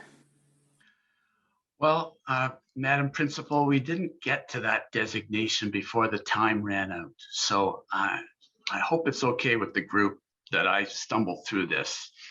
I was remiss in hearing from Ainsley, who made a very good point about the fact that the artists have suffered so greatly in financial terms and emotional and spiritual terms. Their health needs to be considered. And in our rush to try and generate larger programs, she's right. And how to go about doing that will fall in with our efforts. And one of the things that becomes clear when you look at how many voices we've heard from these various tables is how fractured this sector is. We're all over, and we have so many voices. So it's great that there's a mass culture to help pull research together, for example, and certainly we're hoping to contribute to this ongoing discussion. So one of the things that came up notably was sustainability of funding and the absence of sustainable funding, and the fact that you may do something that's great and then the funding is gone. And where is the mandate connection between a city, for example, that may fund the Arts Council and what the Arts Council wants to do in its best judgment about what's right for its community? We had a point about equitable access, that people who live outside of big cities may not have the same kind of access. Digital has had a profound effect on that. So how to measure that, utilize that going forward remains unknown, but it's actually a positive.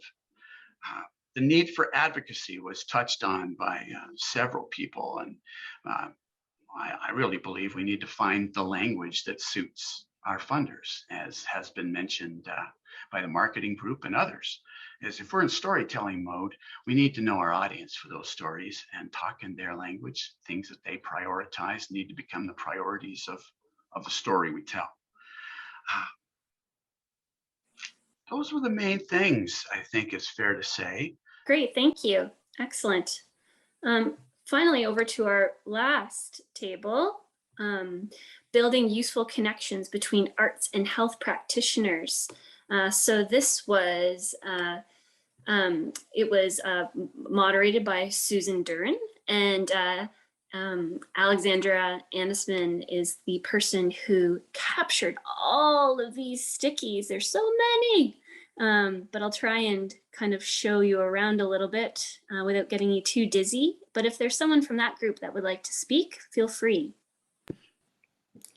Sure, I'll jump in. I didn't want to put anyone on the spot, so I'm summarizing for our group. We had an amazing conversation, and as was mentioned earlier, it only scratched the surface. This is such a big topic, and I think if we had 3 hours, we would still only scratch the surface of this conversation. But we had a really great chat, and I mean, everything, if we have the most Post-its, congratulations, Group 6. But it really kind of comes down into sort of two main categories. The first one, resources and education. That's what's going to build these partnerships. So we talked about maybe a central repository with easy access. Healthcare practitioners can access it, artists can access it, even patients maybe, right? Just getting the information into an easy to manage location.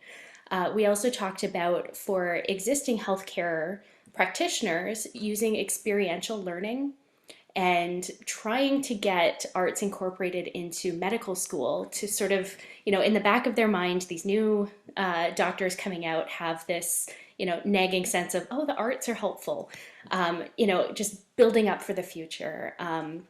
We also talked about, as patients do benefit, the word is going to spread, but data needs to spread with that. And one of the other groups referred to, data, what is data? And, the stories are really important, but we can also measure more quantitative data as well. We had talked about measuring the loneliness before and after a project. It's a very tangible thing when you're dealing with someone who has, depression or anxiety, and it's, a number that the more scientific minds might like more than just a tale of someone getting better. We also talked about the right treatment at the right time is also key. And, that's a much larger conversation. But, if you try giving someone an arts program before they're in a space where they can benefit from it, it's going to fall flat. So those are sort of some of the things we were talking about with resources. And the other key point was strategic partnerships. So we talked about bringing together not just the medical community and artists, but sponsors and universities and researchers, and just, making these partnerships even stronger. If you're, the other one is partnering with people who can help you. So if you're an artist and you're not good at data collection, find a researcher who's interested in what you're doing that can collect that data for you, and using those partnerships to your advantage. We also talked about, sitting on committees or going to conferences that are outside of your silo or your sector. So get artists out to medical community conferences, get doctors showing up to arts community, arts conferences, and just, creating a bigger network than what we currently have. So that's sort of what we talked about. Excellent. Thank you, Susan. I'm going to unshare. Thank you for all of your contributions, everyone. Before we move into the third and final act, my colleague, Kathryn Geertsema, has been behind the scenes synthesizing what you've all just shared into a collection of action-based recommendations that we are calling an art and mental health program triage. Keep in mind, Kathryn did this on the spot, so some polishing might need to be done after the fact, but you'll get the point.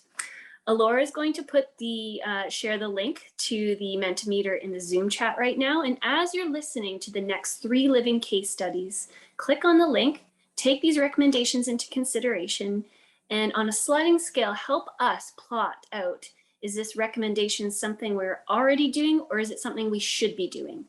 Do these recommendations need more thought before pursuing them, or are they at the point where we just wish we could bring them into being? We'll share back the results after, but we'll go on now to our third living case studies on activations of artistic experiences in the health sector. And remember, if you have any questions for our next 3 presenters, include them in the chat and we will address them. Neha, over to you.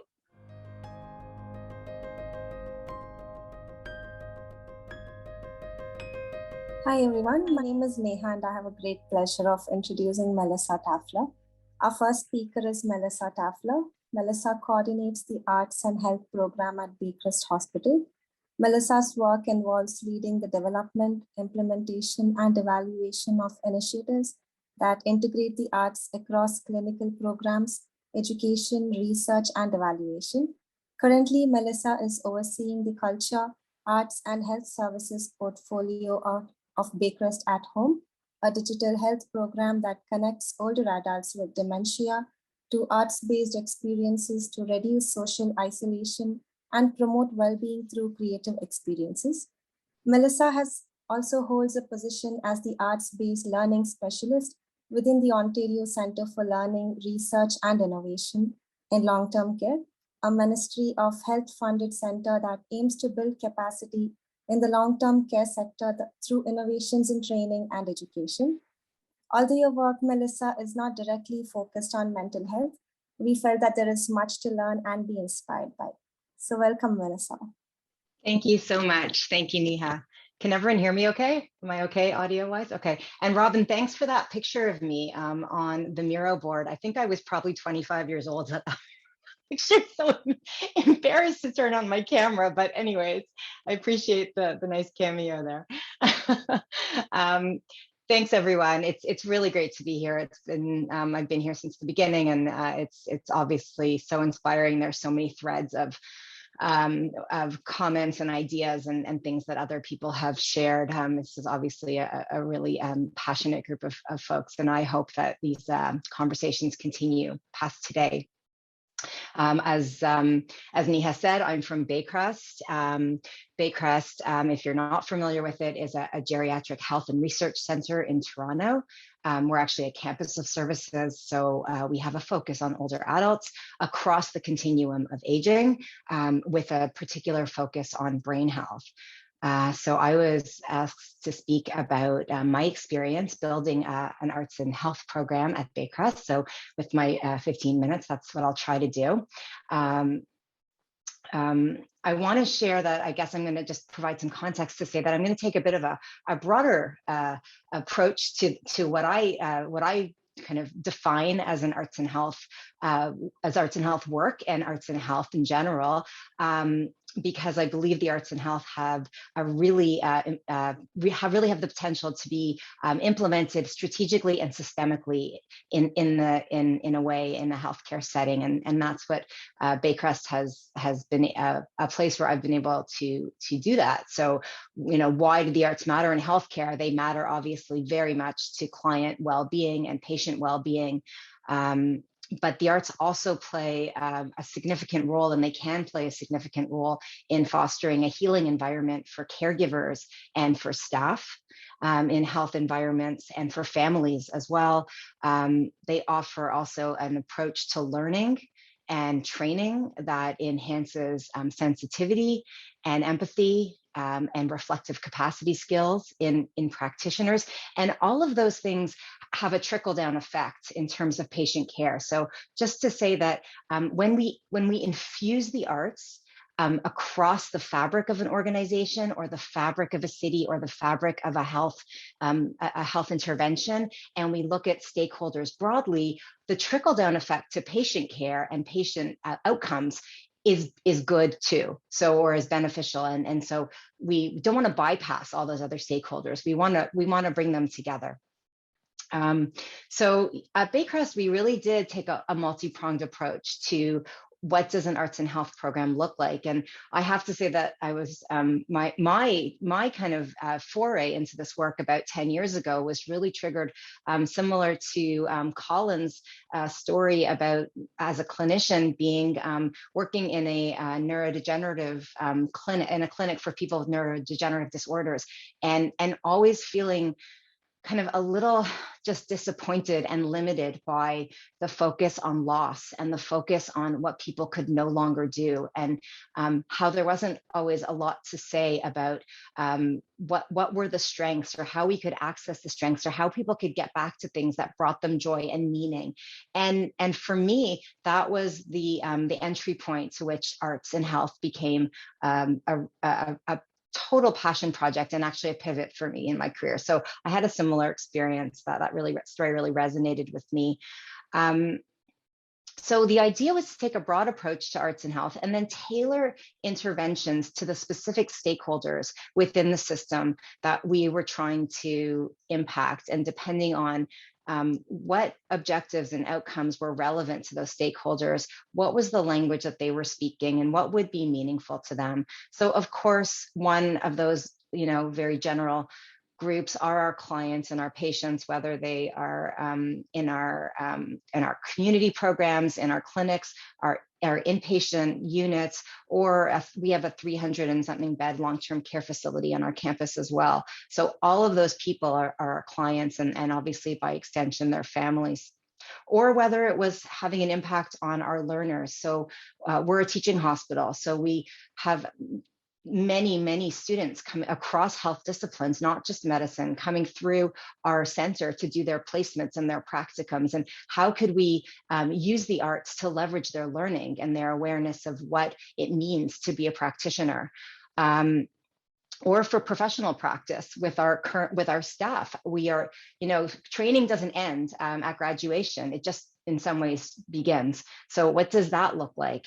And finally, how do the arts play an important part in our physical environment, like the physical space of our center, so that they can be places of interest, and they can be places where people who don't traditionally intersect with healthcare become curious about, and build bridges really to society at large. So, and by doing that, what ultimately happens is the combating of stigma around aging, and in our case, aging and dementia, which is very much part of the mandate of our organization. So, and then the other key piece, which has been just talked about in the breakout rooms, obviously across the different groups, was the approach to strategic partnerships and the key value in that. And I can't emphasize that enough. Key partnerships between the health organization and arts organization, key partnerships between stakeholders that come to this work with very different perspectives, and starting with those partnerships at the very beginning of designing programs, asking questions about what should this look like, what could this look like, and gathering those kinds of being inclusive and open about who's at the table, because those in healthcare, we don't speak that language, and vice versa. It's the coming together of those perspectives that really, in my perspective, has been transformational in understanding what the potential of this work is. So from the perspective of our clients, we found the arts were have been extraordinarily effective in helping older adults, and especially older adults with dementia, engage in processes that enhance, I think someone mentioned it earlier, the idea of enhancing self-esteem and confidence is so critical in a health journey. Engaging in these kinds of creative processes help people start to either see aspects of themselves that were previously unacknowledged, or communicate aspects of themselves that are unable to access, because in our work with our population, the loss of verbal communication, we are extremely reliant on the ability to communicate verbally. And as cognition changes and the language skills get lost, the ability to express thoughts and ideas become lost with them. So when we can tap into ideas and thoughts in different ways, it's extremely critical to true engagement with a client and being able to provide care. Also for the tendency to push back against the reduction of a person in their disease, or by their being defined by their disease. This unfortunately happens, and labels are rampant in healthcare, and labels are laden with assumptions. And the arts do a really good job at pushing back against those assumptions. So some of the examples of how we integrated the arts in clinical programs in our Arts and Health program at Baycrest is through Artists in Residence program. So artists spend extended periods of time in our environment and in our spaces. And an open-ended structure like a residency program allows for clinical teams and clinicians and people that work in a healthcare space to actually consider what it means to have the arts as part of the complement of services in their setting. It's not an immediate, like we're all here preaching to the converted, but it's not an immediate alignment for lots of people. It's just not it's a seed that kind of needs to be planted a lot of the times, and then people can come to these experiences a little more organically and a little more authentically, and those ideas sometimes spark, and that's where real synergies happen. So we've had our artist in residence programs be integrated into so many different areas of the hospital. We had an occupational therapist co-facilitating a social skills program with an artist and a storyteller in residence in an inpatient psychiatric unit. We've had dancers in residence moving through our long-term care home and doing pop-ups in our laundry rooms and in our food services departments, and letting people wake up to other parts of themselves. I mean, that's the other component of this. I wanted to just share a couple of quotes from clients that, I always love to collect. I try, I learn, I accomplish. I enjoy it very much. You never finish learning as long as you live. The enjoyment of realizing to do something is terrific. To do something with my own eyes, my own hands, as long as I'm here, as long as I'm alive, I will do. It's a feeling that I exist in this world. And these are just a couple of examples of testimonials. Okay, in building the education and training component of the Arts and Health program, the objectives, and this was really targeting learners. And when I say learners, we're really referring to our staff and students that come through our center. We're really trying to target a range of skills that are often harder to cultivate with traditional educational methodologies. Also to highlight the restorative capacities of the arts. So that idea of self-care for practitioners. I mean, we're talking about mental health here today. Mental health issues are rampant for healthcare practitioners. We have a mental health crisis in healthcare as well. And it's from burnout and stress because of the challenges of those, those roles. So the ability to restore and provide self-care and use the arts in that way is actually quite transformative. Also, using the arts as a learning methodology to push back against the tendency to reduce work to a very task-based set of activities. Remembering about the value of, or what it means actually to provide care, and the humanistic component of that is something that the arts are really important and can be leveraged to do. So, the arts really are low-hanging fruit for a healthcare organization. When you think about all these multiple ways of using them and leveraging them, it's so cost-effective and so multifaceted. It's kind of hard to believe that it's not more common. So this idea for healthcare practitioners of developing reflective practice, being able to experience something and then step back and look at what just happened and apply that learning to what their roles are, the learning and the education, helps them understand why it's valuable to patients and clients as well. So how do we do this? We do this in a number of ways. We use something called applied theater, which is using theater games and exercises to facilitate experiences that help staff and teams learn about nuanced skills in communication, in collaboration, in holding empathy. So these are things that theater is an incredible vehicle for, and does an amazing job at teaching people in ways that other types of education can't. The idea of another example is visual thinking strategies programs. So this is when learners come together around to have a group-based facilitated discussion of artwork. And in doing so, we can talk about concepts of meaning making, of multiple perspectives, and also an important concept of holding ambiguity. So the uncomfortable feeling that arises, which happens all the time to all of us, when we don't know the right answer. In healthcare, that happens all the time with practitioners, and we don't talk about it too much. And what does it feel like to not know the right answer and to have to navigate an ambiguous situation, especially when the stakes are very high? So the arts unbelievably help us do that very effectively.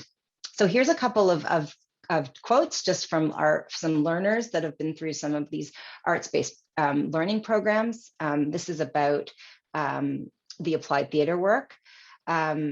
She says, it was so amazing when I first started. I wanted to have a piece of paper and pen because I'm used to taking down notes. And initially I just thought to myself, I don't know if I'm going to remember.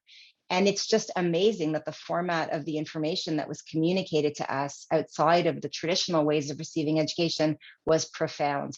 At the same time you're learning, you're applying. It's kind of like playing and learning. It's very stimulating. You're thinking, you're reflecting, and you're critically reflecting. And meanwhile, because this is all about teamwork, with all this game playing, it really helps you interact with the team. So you know how to interact with the team and you know how to build the team.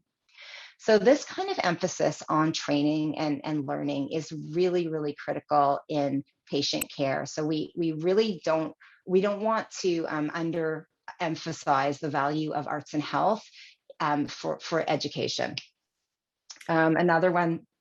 Oh. You just might have to wrap it up, Melissa. Okay, I'm gonna stop there, and I'm just gonna say that I just want to share that over COVID, with a transition to virtual care, it is a super challenging time to be thinking about arts and health programs, but very much an opportunity. There's work that can be done virtually, and so I thank you for the opportunity to present, and I'll stop there. Thanks, Melissa. It is now my pleasure to introduce our next presenter, Sonia Shun. Sonia Shun is the project lead, communications and stakeholder relations at Alliance for Healthier Communities, a network of 100+ community-governed, comprehensive primary healthcare organizations advancing health equity in Ontario. Sonia coordinated Ontario's first social prescribing research project, implemented in community health centers across diverse urban, rural, francophone, and northern regions in the province, which showed promising results in reduced loneliness, improved mental health, and increased integration between health and social care delivery. She currently leads Links to Wellbeing, a social prescribing initiative for older adults in partnership with the Older Adults Centres Association of Ontario. With experience in a range of sectors spanning from engineering, food security, housing to healthcare, Sonia is keen to bring the strengths of diverse sectors together to build healthier and more connected communities. Thank you for that introduction, and always lovely to hear from what Melissa is doing at Baycrest. And it has been a really fantastic afternoon, really, with just really hearing from all the diverse perspectives and how people are thinking and what the sector is doing. It's really great. So I want to share, I might be the only presenter actually with a slideshow. So I'm going to share my screen here. And I want to talk to you about what we have been doing across Ontario called social prescribing. And it really is a way to do what we have been talking about, connecting health care and the non-clinical supports like arts and culture that really benefits and are key to a person's well-being. So what does it take for the health system to support the physical, mental, social health of a person, their holistic well-being? Now, what if instead of asking what's the matter with you in healthcare, we ask what matters to you? And what if along with medication, we can prescribe art and dance classes, and volunteer roles, and caregiving support, and supportive peer networks? And I think that's what we've been talking about all throughout this afternoon. And it is really the heart of social prescribing.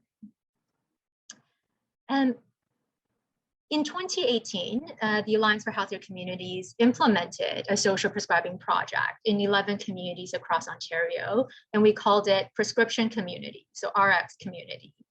And to give you a little bit of context, the Alliance for Healthier Communities is a network of over 100 community-governed comprehensive primary healthcare organizations across Ontario. So that includes community health centers, and nurse practitioner clinics, Aboriginal health access centers, and community-led family health teams. So the organizations are focused on serving people who have complex social and medical needs and face higher barriers to health. The organizations are team-based, and they typically deliver a range of clinical, allied health, health promotion, and social and community support services.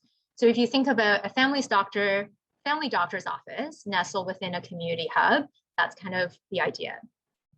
So our project was implemented in a mix of urban, rural, francophone, northern communities, which is very diverse. So social prescribing looked a little bit different because it had to adapt to the different resources and needs in each region. But we identified really 5 key core components that it had. And so that has, which is really what you see on the slide here, which is a client, an individual that has healthcare needs and social needs, as well as interests and gifts and passions. A person that we call the prescriber. This is a healthcare provider, a doctor, a nurse practitioner, an allied health professional that sees the client for maybe a medical need, but also identifies that there is non-clinical issues here, and there's non-clinical ways in which this person may be supported. So they provide them with a social prescription and connects them to a navigator. And this role is key. I think we heard earlier from Dr. Colin that as a family physician, you don't know what the resources are out there in your community. That's not your training, that's not your role. So this navigator is the person who can have that conversation to say what does matter to you, and then to be connected to the resources in the community, and to connect this person to those different interventions that support their well-being based on their goals and their interests, which are the social prescriptions. And that can be arts and culture, that can be nature, that can be community and social networks. And then overarching all of these is tracking, as being able to tell the story, follow the client's journey, assess the impact and the outcomes. So let me tell you a story about Sarah to help illustrate what this pathway looks like for a person. So Sarah, who is 60 years old, comes to see her doctor. She shares that she feels lonely and that she's been housebound for some time, and managing her own mental health is a daily struggle. So her doctor, along with checking up on her medication, refers Sarah to the social prescribing navigator. The navigator meets with Sarah and they make a plan together based on her goals and interests. And it turns out in this conversation that they have that creating art is something that really brings Sarah joy.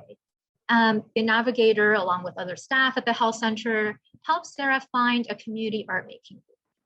Now, word and interest spread to other clients, and that includes a client who uses an oxygen tank and whose ODSP worker was able to find support for accessible transportation to get the person there to the art group. Another is a young man with a developmental disability who is supported to live in the community. So Sarah now facilitates the weekly art group, and it has made a significant difference in her life. So the connections that she found through art and through meeting other people and being able to give back just brings someone who is housebound and socially isolated into a supportive, purposeful, skill-building role in her community, leveraging her own passion in the art. And if we're talking about tracking the data, Sarah visited her doctor 5 times in the 2 months prior to her referral, her primary care provider. 2 months after being connected to the art group, Sarah only had to visit her doctor once. So Sarah is a composite of many of the stories that we hear emerge from social prescribing. And some of this is not necessarily new. It does happen, as we have heard, different people are using this. Different healthcare providers have been co-designing services with people as partners and supporting the navigation to non-clinical services. But what social prescribing does is it provides an intentional pathway. It's clear, it's standardized, it's replicable, and it's measurable. And as I mentioned, it's around building deeper connections. And Melissa and others have talked about this between arts and culture sectors, between good food organizations, between nature serving organizations. And these were all partners with us in social prescribing. And just to give you a few more examples of what it looked like in our project, you see at the bottom there, that's dance therapy for people with Parkinson's and their peer partners. That was held in a community health center in Midland. We have on the top right, a traumatic brain injury group where participants made masks to represent how they saw themselves and found support with each other and with people who understand what they're going through with each other. We also have a project in Toronto with South Riverdale Community Health Centre who partnered with the Art Gallery of Ontario to co-create an accessible program where peer facilitators with multiple chronic health conditions can take individuals like themselves on a guided mindful walk through the Art Gallery of Ontario. And that's the top left photo there, and that's the co-designed program. And it doesn't have to be formal either. So in Belleville and Quinte West, we have this lobby singers group. This group of volunteers came forward and said, you know, what we would really like to do is liven up our healthcare space. And so they started this singing group in the lobby of the health center, there's like the waiting room area. And they play there and people start telling them stories and it becomes a lively community while people are waiting for their healthcare appointments. We have in Guelph where they partnered with the Guelph Symphony Orchestra, where they brought them in and combined it with a food program so people are able to access nutritious food. They have social interactions, all in a setting with a small, some musicians playing in the background from the orchestra that's supported by the orchestra. And that has been really wonderful and popular. So we were able to measure the impact of this work, and we had very promising results in terms of the impacts. We saw a really significant 49% decrease in loneliness, and people reported increases in their mental health and increases in their engagement with other social activities.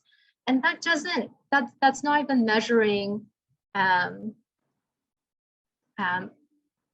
like what's harder to measure, but what we've heard, I should say, from the qualitative interviews is the increase in self-confidence, in the sense of giving back to their community, in a sense of purpose that, you know, some speakers have mentioned earlier, that is so important to a person's well-being and how they see themselves and see that they have control. And so that has been just fantastic to see. And also there's a tremendous increase in people's sense of being more connected now to their community and being belonging and accepted in their community and in these groups that they attend, and through the arts and through the cultural participations that they were able to engage in. We also saw some really positive results with healthcare providers, where over time, people saw the impact that it had on their clients' well-being, as well as a decrease in clients making inappropriate appointments and repeat visits. COVID, of course, happened, and it took away a lot of those in-person things that we were able to do. But arts and culture events shifted online. We have centers that were delivering arts and crafts kits to folks, and then have a Zoom arts and craft time together. We have dance parties that happen over Zoom, and the Dance for Parkinson's moved onto Zoom. And we're also now working with the older adult centers across Ontario to connect older adults who have been quite isolated throughout the pandemic to each other and to programs. So I want to leave you with some considerations. You know, we have talked a lot about partnering and how important it is. So considerations from maybe the arts and community sector when you're thinking about this kind of work and partnering for health, consider the equity lens. How are you reducing barriers to participation? We talked previously around the income and how that could be a barrier, and people's access to transportation, to language. You know, is it appropriate for the person in terms of their cultural, language, and historical heritage and the trauma that they may have experienced? So thinking about how to make it safe and welcoming for the person that's participating. Who might be the potential partners? And I saw some great things in the chat around, you know, can we get a list of all the people so we know who we can collaborate with? And those are fantastic. And how can the prescriptions be co-created? And co-creation is really where we saw the biggest change in a person's sense of well-being, when they can contribute to designing their solutions. So how can the program itself be co-created with people, whatever it may be? And first, then, how can we measure impact? How can we capture the data to build the evidence base of what you all know is important, which is that art participation has a significant impact on well-being. So how can we build that together in Ontario and in Canada? So I will leave you with that and look forward to the conversations. Great. Thank you so much, Sonia, for your beautiful presentation and all of the work you are doing for Alliance for Healthier Communities. It's really incredibly insightful to hear about the social prescribing and implementing it into diverse regions and their impacts. So thank you. My name is Alexandra Anisman, and I'm here to introduce our third and final presenter, Kelly Straughan. Kelly is currently the Executive Artistic Director of Workman Arts, which is a multidisciplinary arts organization that promotes a greater understanding of mental health and addiction issues through creation and presentation. Kelly is entrenched within the arts community, serving as Vice President for the Toronto Alliance for the Performing Arts Board, TAPA for short. She is also the former Executive Director of the Toronto Fringe Festival and President of the Canadian Association of Fringe Festivals. She has previously held the position of Associate Artistic Director of Nightwood Theatre and was the Assistant Artistic Director of Tarragon Theatre. Thank you for joining us today, Kelly. Thank you. Thank you so much for having me. It's been such a wonderful day. I've learned so much. So hi, everyone. My name is Kelly Straughan. I'm the Executive Artistic Director at Workman Arts. I use she, her pronouns. So today I'm going to tell you a little bit about our organization for those that are unfamiliar. And then we can chat about, where we sit on this, intersection of art and mental health. So I also have a presentation, so I'm going to share that. All right, so Workman Arts is a multidisciplinary arts organization that promotes a greater understanding of mental health and or addiction issues through creation and presentation. So we are an arts organization first. We support artists with lived experience through a free art training program, public presentation opportunities, and partnerships with the broader art community. So I think where we, really kind of mark ourselves as different is that we are not art therapy. The staff primarily at Workman Arts, we are all artists. As you heard from my bio, I come from the arts community and actually have, prior to arriving to this job, very little, mental health training. And when I arrived, essentially, I was told just run it as you run any other arts organization. We are funded by the arts councils. We are funded for our public presentations. So just keep doing what you're doing. So what do we do? Well, we have free art training courses. So we run about 25 classes a week in all art disciplines. And of course, now we are on Zoom primarily, but ideally we are in person. We run an art cart program at CAMH. So we are actually in the Center for Addiction and Mental Health, right down at Queen and Ossington in Toronto. We are in a brand new building, which we moved into during COVID. It has a beautiful new theater. It has sound studios, art studios, media lab, rehearsal hall. It's a fabulous facility. So one of the ways that we give back to CAMH is through this art cart program by going into the units, especially the closed units, and offer art classes. We have the Rendezvous with Madness Festival. I will do a little bit of shameless plugs. Oh wait, I got a chat ready here so I could do a shameless plug. Oh, I'll do it at the end. Okay, our Rendezvous with Madness Festival runs October 28th to November 7th. It is a multidisciplinary festival. And so I really hope you can join us. There's a lot of virtual events and in-person events, and there's fabulous films, theater, visual art. So I hope you can join us. There's my shameless plug. Our Being Seen exhibition runs every March. We have a Bruised Years choir that performs throughout Toronto, has performed in Luminato. Of course, COVID has put a bit of a hold on that, but they're quite busy. And we run an art sales and rental program. And that's where our artists can obviously, have their work sold or rented for revenue generation. So you will hear me call our artists members. Member artists, there's no cost to be a member artist. These are individuals who, first and foremost, our artists are artists first. We find that artists really do well in our program if they come with an existing practice. And then we're able to sort of help, bolster that practice and help professionalize that practice. They also have to identify as having lived experience of mental health or addiction issues. We don't need a referral. We don't need a doctor's note. Just the self-identification is enough. This slide says we have 425 member artists. We are now over 500 artists. This slide is a tiny bit old. So we, as much as we can, we try to keep accepting members as long as our training programs can withstand it and our public presentations can withstand it. So just to give you a little history, there's so much to cover, but the brief history of how we started is we actually started at CAMH. Lisa Brown, who founded Workman Arts and ran it for 30 years until I came in the picture. She was a psychiatric nurse at CAMH. She was in the units and quite simply thought, wow, everybody's bored here most of the time. We have to do something. And said, let's start to do some theater. Let's put on a play. And they did. And then she went to CAMH, the CEO at the time, and said, I think there's something here. Why don't you let us use your theater? And if any of you were in the old theater that Workman Arts had at CAMH, it was like the best old 1970 style theater. And so Workman Arts began. And really for 25 years, we were this scrappy arts organization that actually, wasn't looking at what is the research behind this? How are we proving that we're doing what we say we're doing? We just know that it's working and people, are feeling better, are feeling part of a community and are really invested in the art.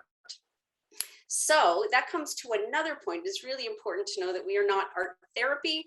I will say it a few times in this presentation that we are a full-fledged arts organization, and what we do is provide, sort of a quality basis for art practice and also for presentation. Okay, so let me move on from this slide here.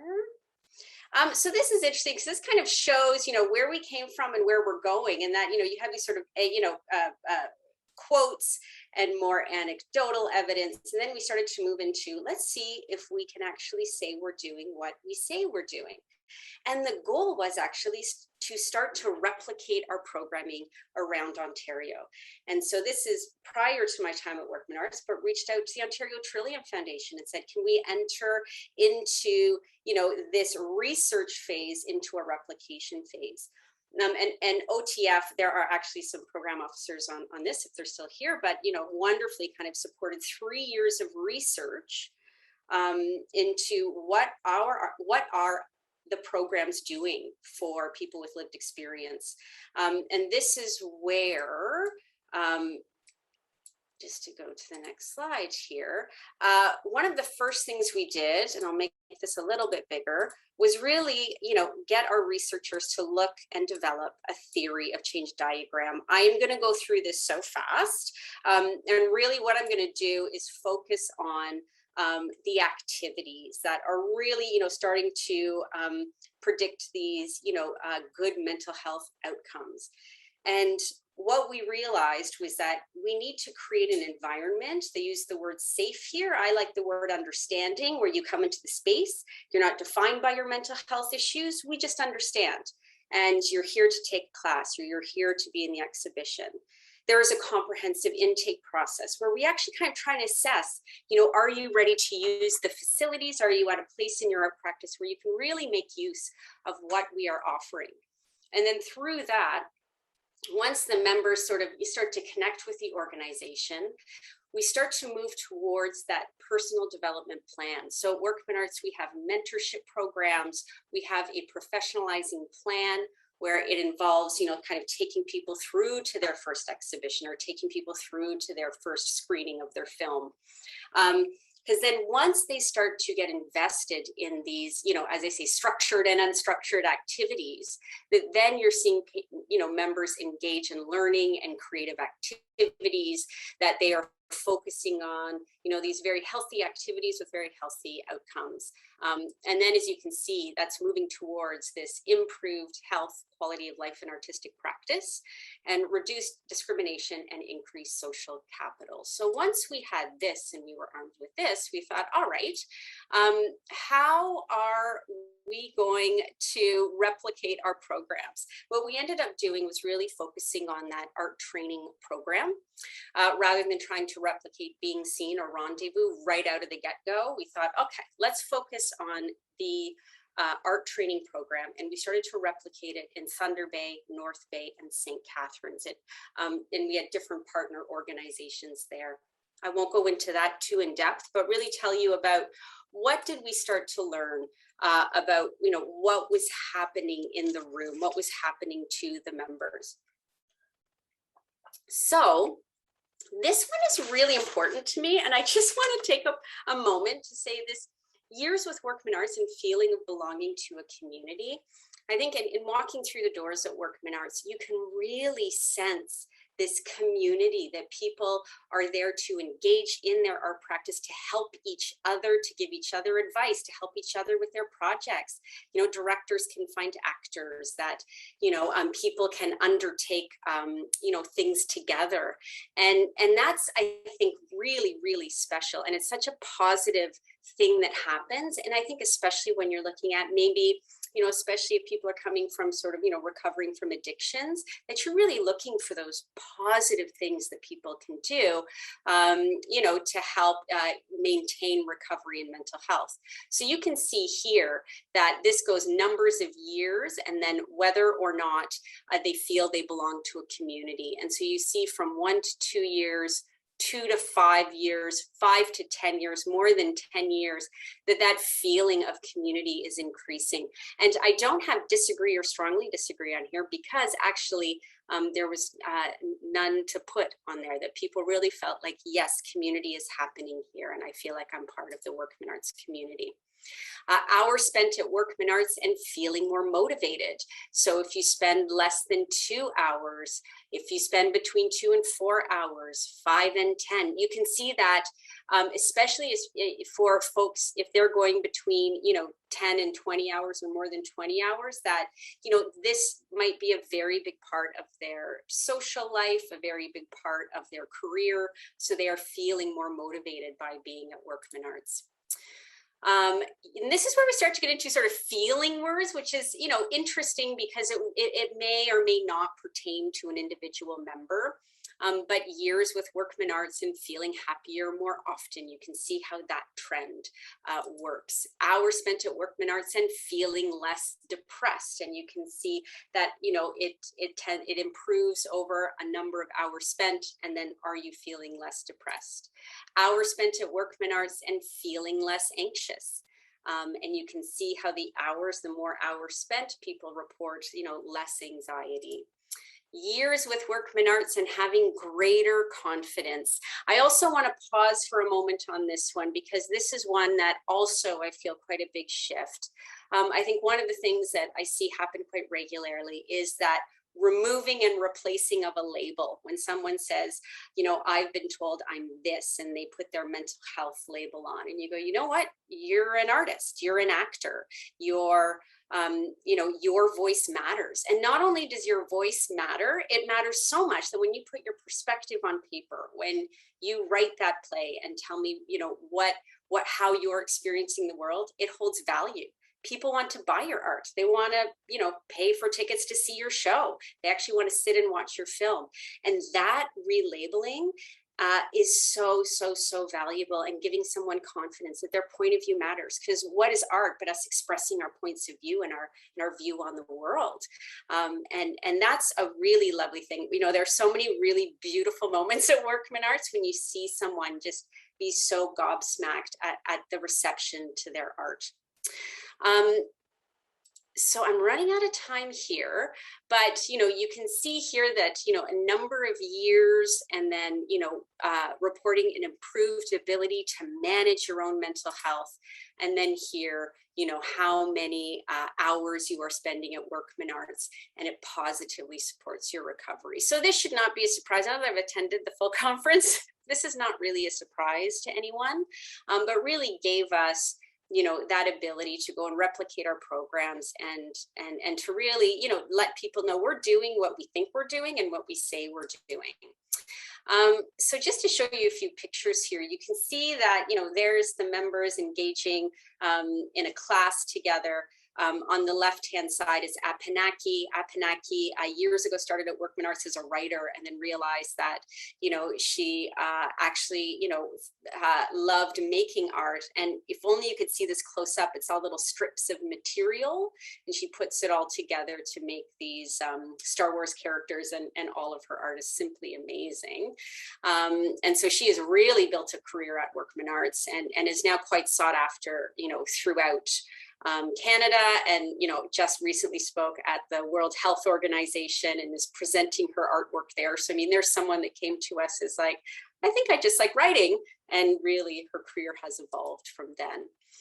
Again, one of the things we do is offer studio space, and you can see here how this allows someone who, is into sculptures, and that's pretty messy to have in your own house, but you can do it at Workman Arts. You have your studio, and it's a place you can come back to. And then finally, this was from our Mad Couture. We did this at the HEO.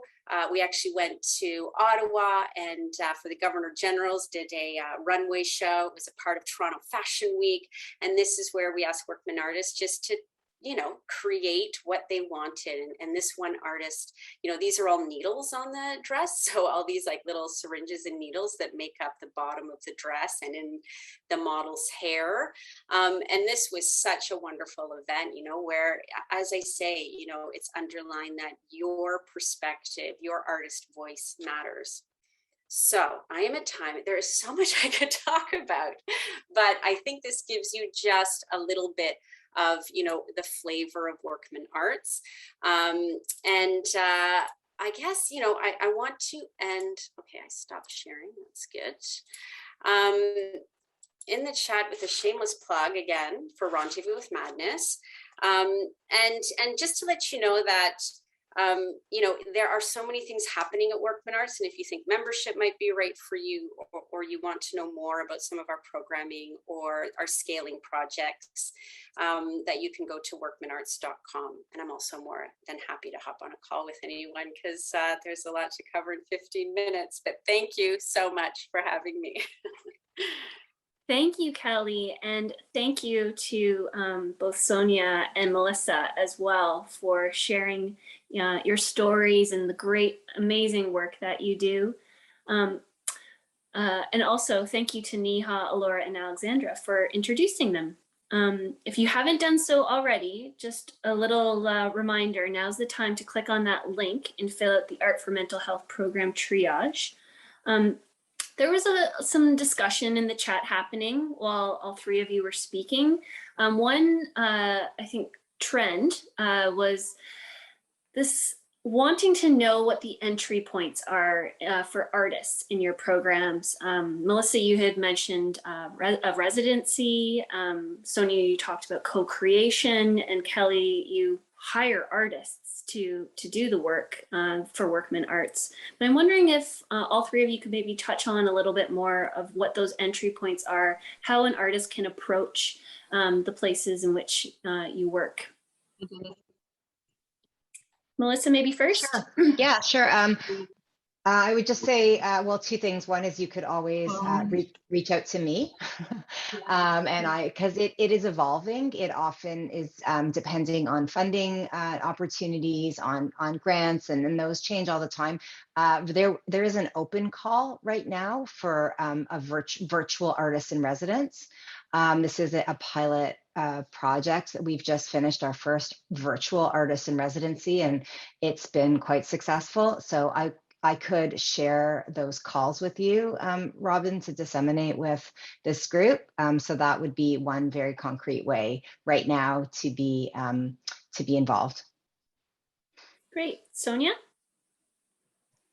I think it's less straightforward for us because we, as a healthcare organization, typically does not work with independent artists. But some of the examples I've given, and as most have said, it is funding dependent. So some, more typically, we've worked with arts organizations where you partner together on something that is mutually beneficial.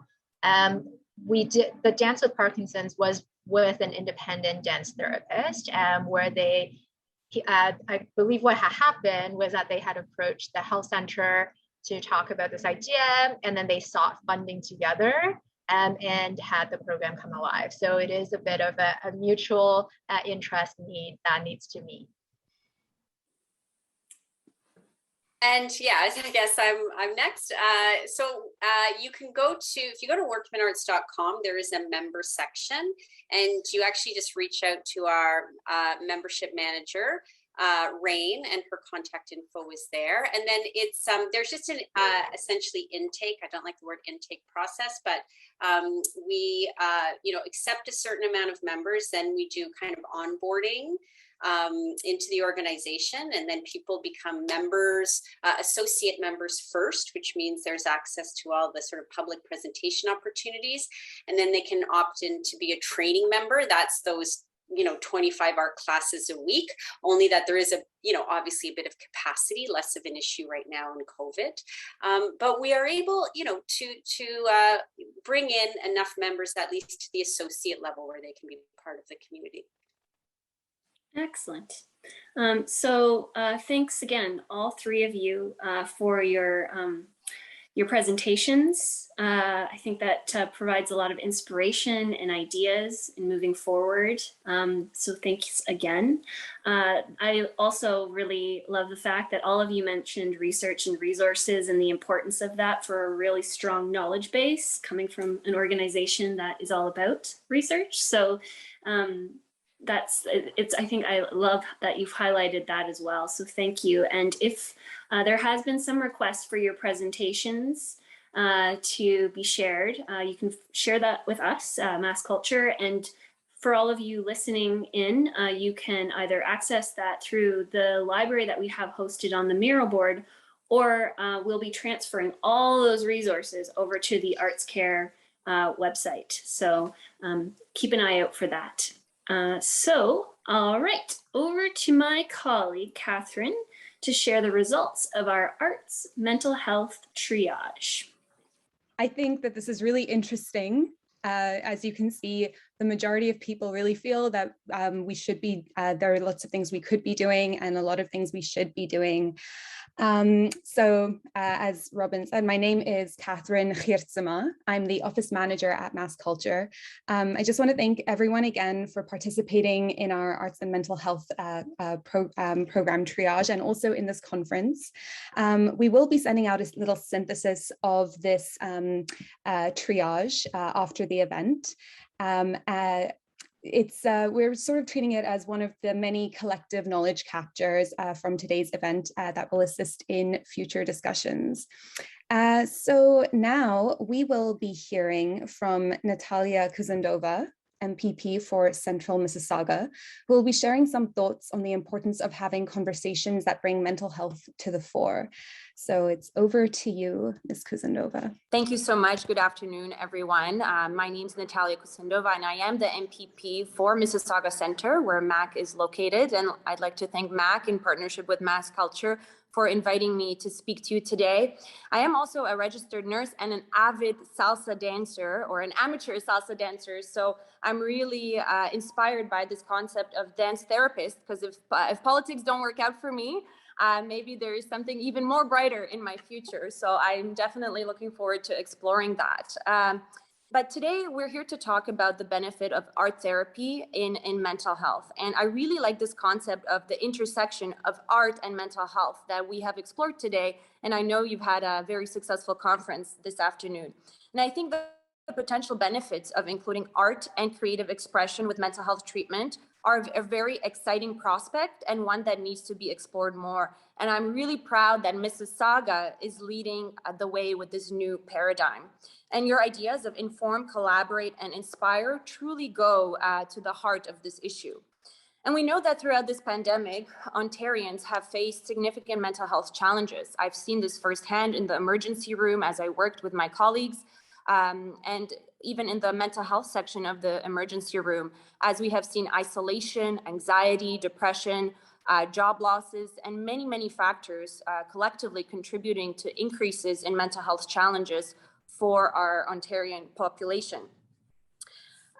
So projects like Art for Mental Health invite us to carry on the conversation and help to further our understanding of how to effectively treat such a complex issue facing the mental well-being of Ontarians from many, many backgrounds. And I'm very proud that our government remains committed to the mental health of Ontarians across our province with our roadmap to wellness, which commits $3.8 billion over 10 years to develop and implement a comprehensive and connected mental health and addiction system for Ontarians. I was also very proud to hear that the Ontario Trillium Foundation has been supporting many important projects, including the Workman Arts. And I really love the research component as well. I'm actually doing my master's right now in nursing. So I think research is extremely, extremely important. So I'm very, very pleased that our government is supporting this through the Ontario Trillium Foundation. And within the coming weeks, Minister Tibollo, who is the Associate Minister for Mental Health and Addictions, and he's actually writing his PhD right now on mental health. So he's really the right person for the job, and he's a scholar himself. We'll be meeting with the Mississauga Arts Council to discuss ways we can better support projects like Arts for Mental Health in our community. So I really thank you for this initiative, because I think it's a new one. It's a new way of thinking. And I'm hoping our government can better support it, because I think on our journey to wellness, there are so many different ways we can help our patients get better. For myself, I've seen the negative effects of treating a person with, for example, only medication. And I think there are so many different alternative therapies, complementary therapies that can be so beneficial. So I really applaud you. And I'm very proud that I can represent the riding that is leading the way through this journey to wellness and recovery. Thank you so much. Thank you so much. Ms. Kusendova. Yeah, totally agree. You know, this pandemic has definitely impacted all of us in one way or another, and you know, not least of the impacted community is the artists that we've depended on to get us through all of this. With that, now before we hand over to our artistic rapporteur, Tanya, who has been visiting everyone's breakout rooms, Mike Douglas, as the host of today's event, would like to offer some final thoughts and reflections. Well, thank you very much. What a wonderful day. And it's been delightful to see so many brilliant voices talking in the same kind of language. We are very fortunate. And I want to thank Natalia for her ongoing support. Natalia has been involved in this for a few years now, supporting this effort, because we first got into it really in commitment terms in 2018. And the Ontario Trillium Foundation has funded this event here today. So we're very grateful to their generosity. And we've also enjoyed support from the city of Mississauga that has been steadfast in its support of our efforts here, and also to Electra Utilities and Bell Canada. So these are outstanding corporations with a commitment to really improving the quality of life for us. And that's what we're talking about. We're talking about a different kind of character of Canadians that is more holistic. I mean, our medical system is to some degree a reflection of ourselves. So we've said a lot, and people have said it better than I can, about why the arts work and how impactful they are. What I'd like to promise is that this isn't the end. This is the beginning. And so our artscare.ca website will remain active, and we will be importing, as Robin mentioned, new information to it as we've gathered it through the course of this process, and continue to add valuable material as a reference point. And also, we're looking forward to meeting with Minister Tibollo. His reputation is outstanding. His genuine interest in the field is inspiring.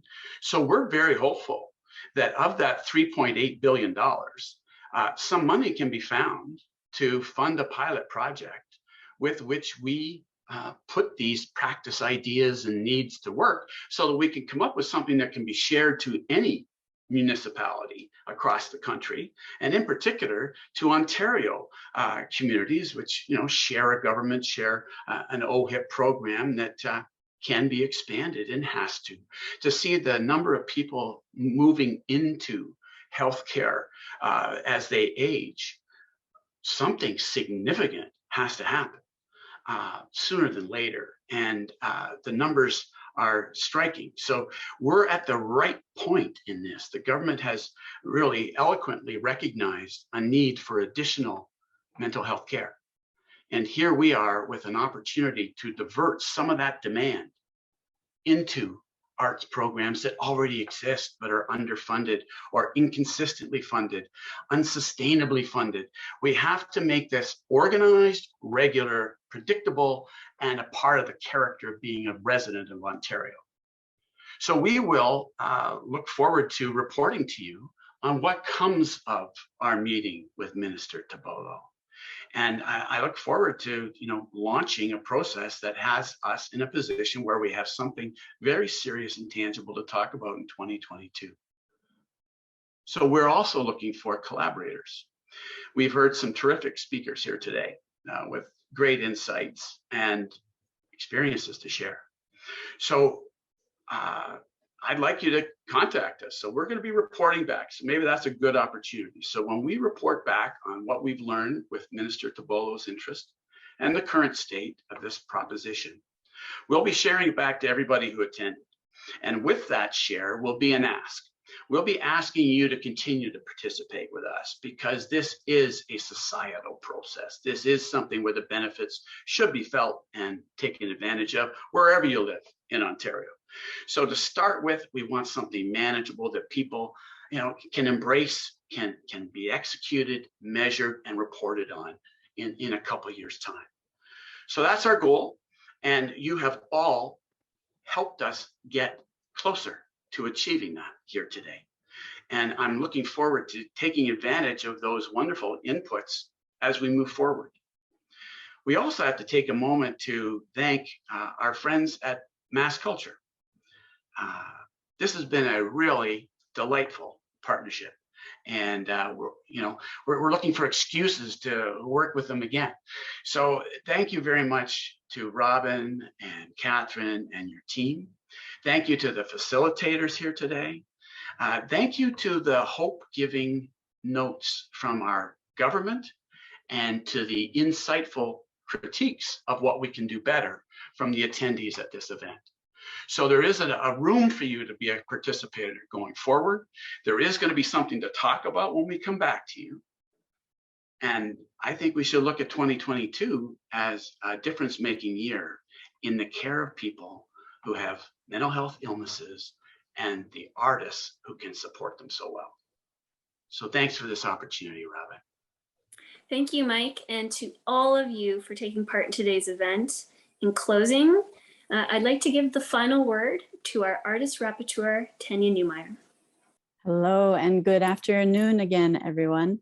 I would like to take a moment before I share with you a few reflections just to ask anyone who has had a chance to participate today to leave a final note of participation in the chat. What are you leaving with? What are you thinking about? What have you learned? If you wanted to just drop something like that in the chat now, there's a small chance, because this poem is all scribbles, that some of that will make it into the piece. Let's see what I can do. So again, thank you to everyone who's participated and shared their brilliant work with all of us today. You may hear some of your words in this piece, and thankfully I'm a very seasoned spoken word artist, so I can tell you that my heart is beating really fast right now. Like, wow, I'm gonna make a poem, okay. Out of all this brilliance, but I know from years of practice that all I need to do is take a deep breath and go. And the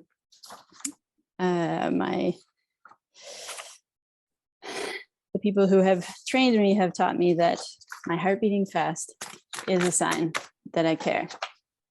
So I really care about all of this work being done well. Thank you again to everyone. Let's keep the conversation going with hope, because we are more hopeful together.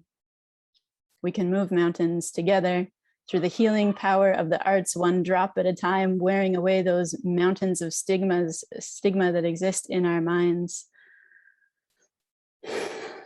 And we are here today. So well done, that's a beginning. But without a sense of purpose, we are nothing.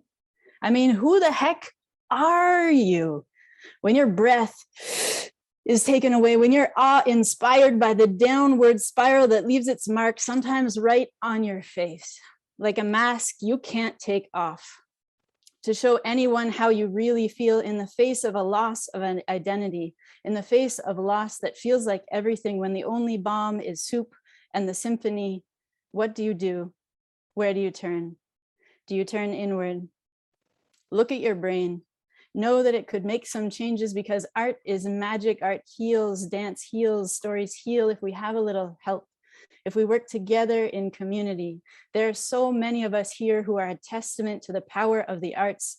Again, everything changes. In this pandemic, we need to do more to make it better, to create easy access, because what we can do together is the sum of all of our stories learned, new opportunities to create new community. We know our audiences.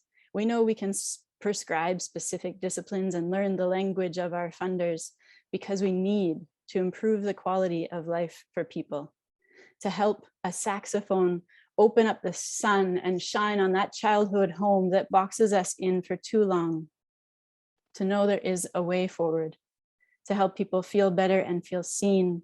We are invested in the arts that make each day just a little more livable.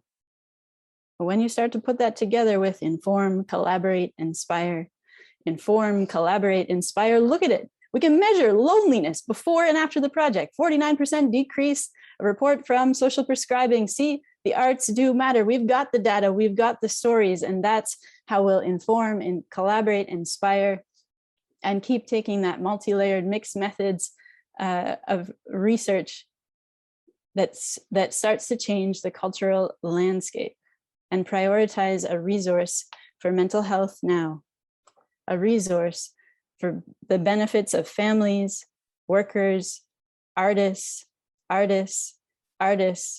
In some ways, our work doesn't end here, it just begins. Thank you very much. Thank you for trusting me with your words today, everyone. Congratulations. I look forward to seeing what comes next.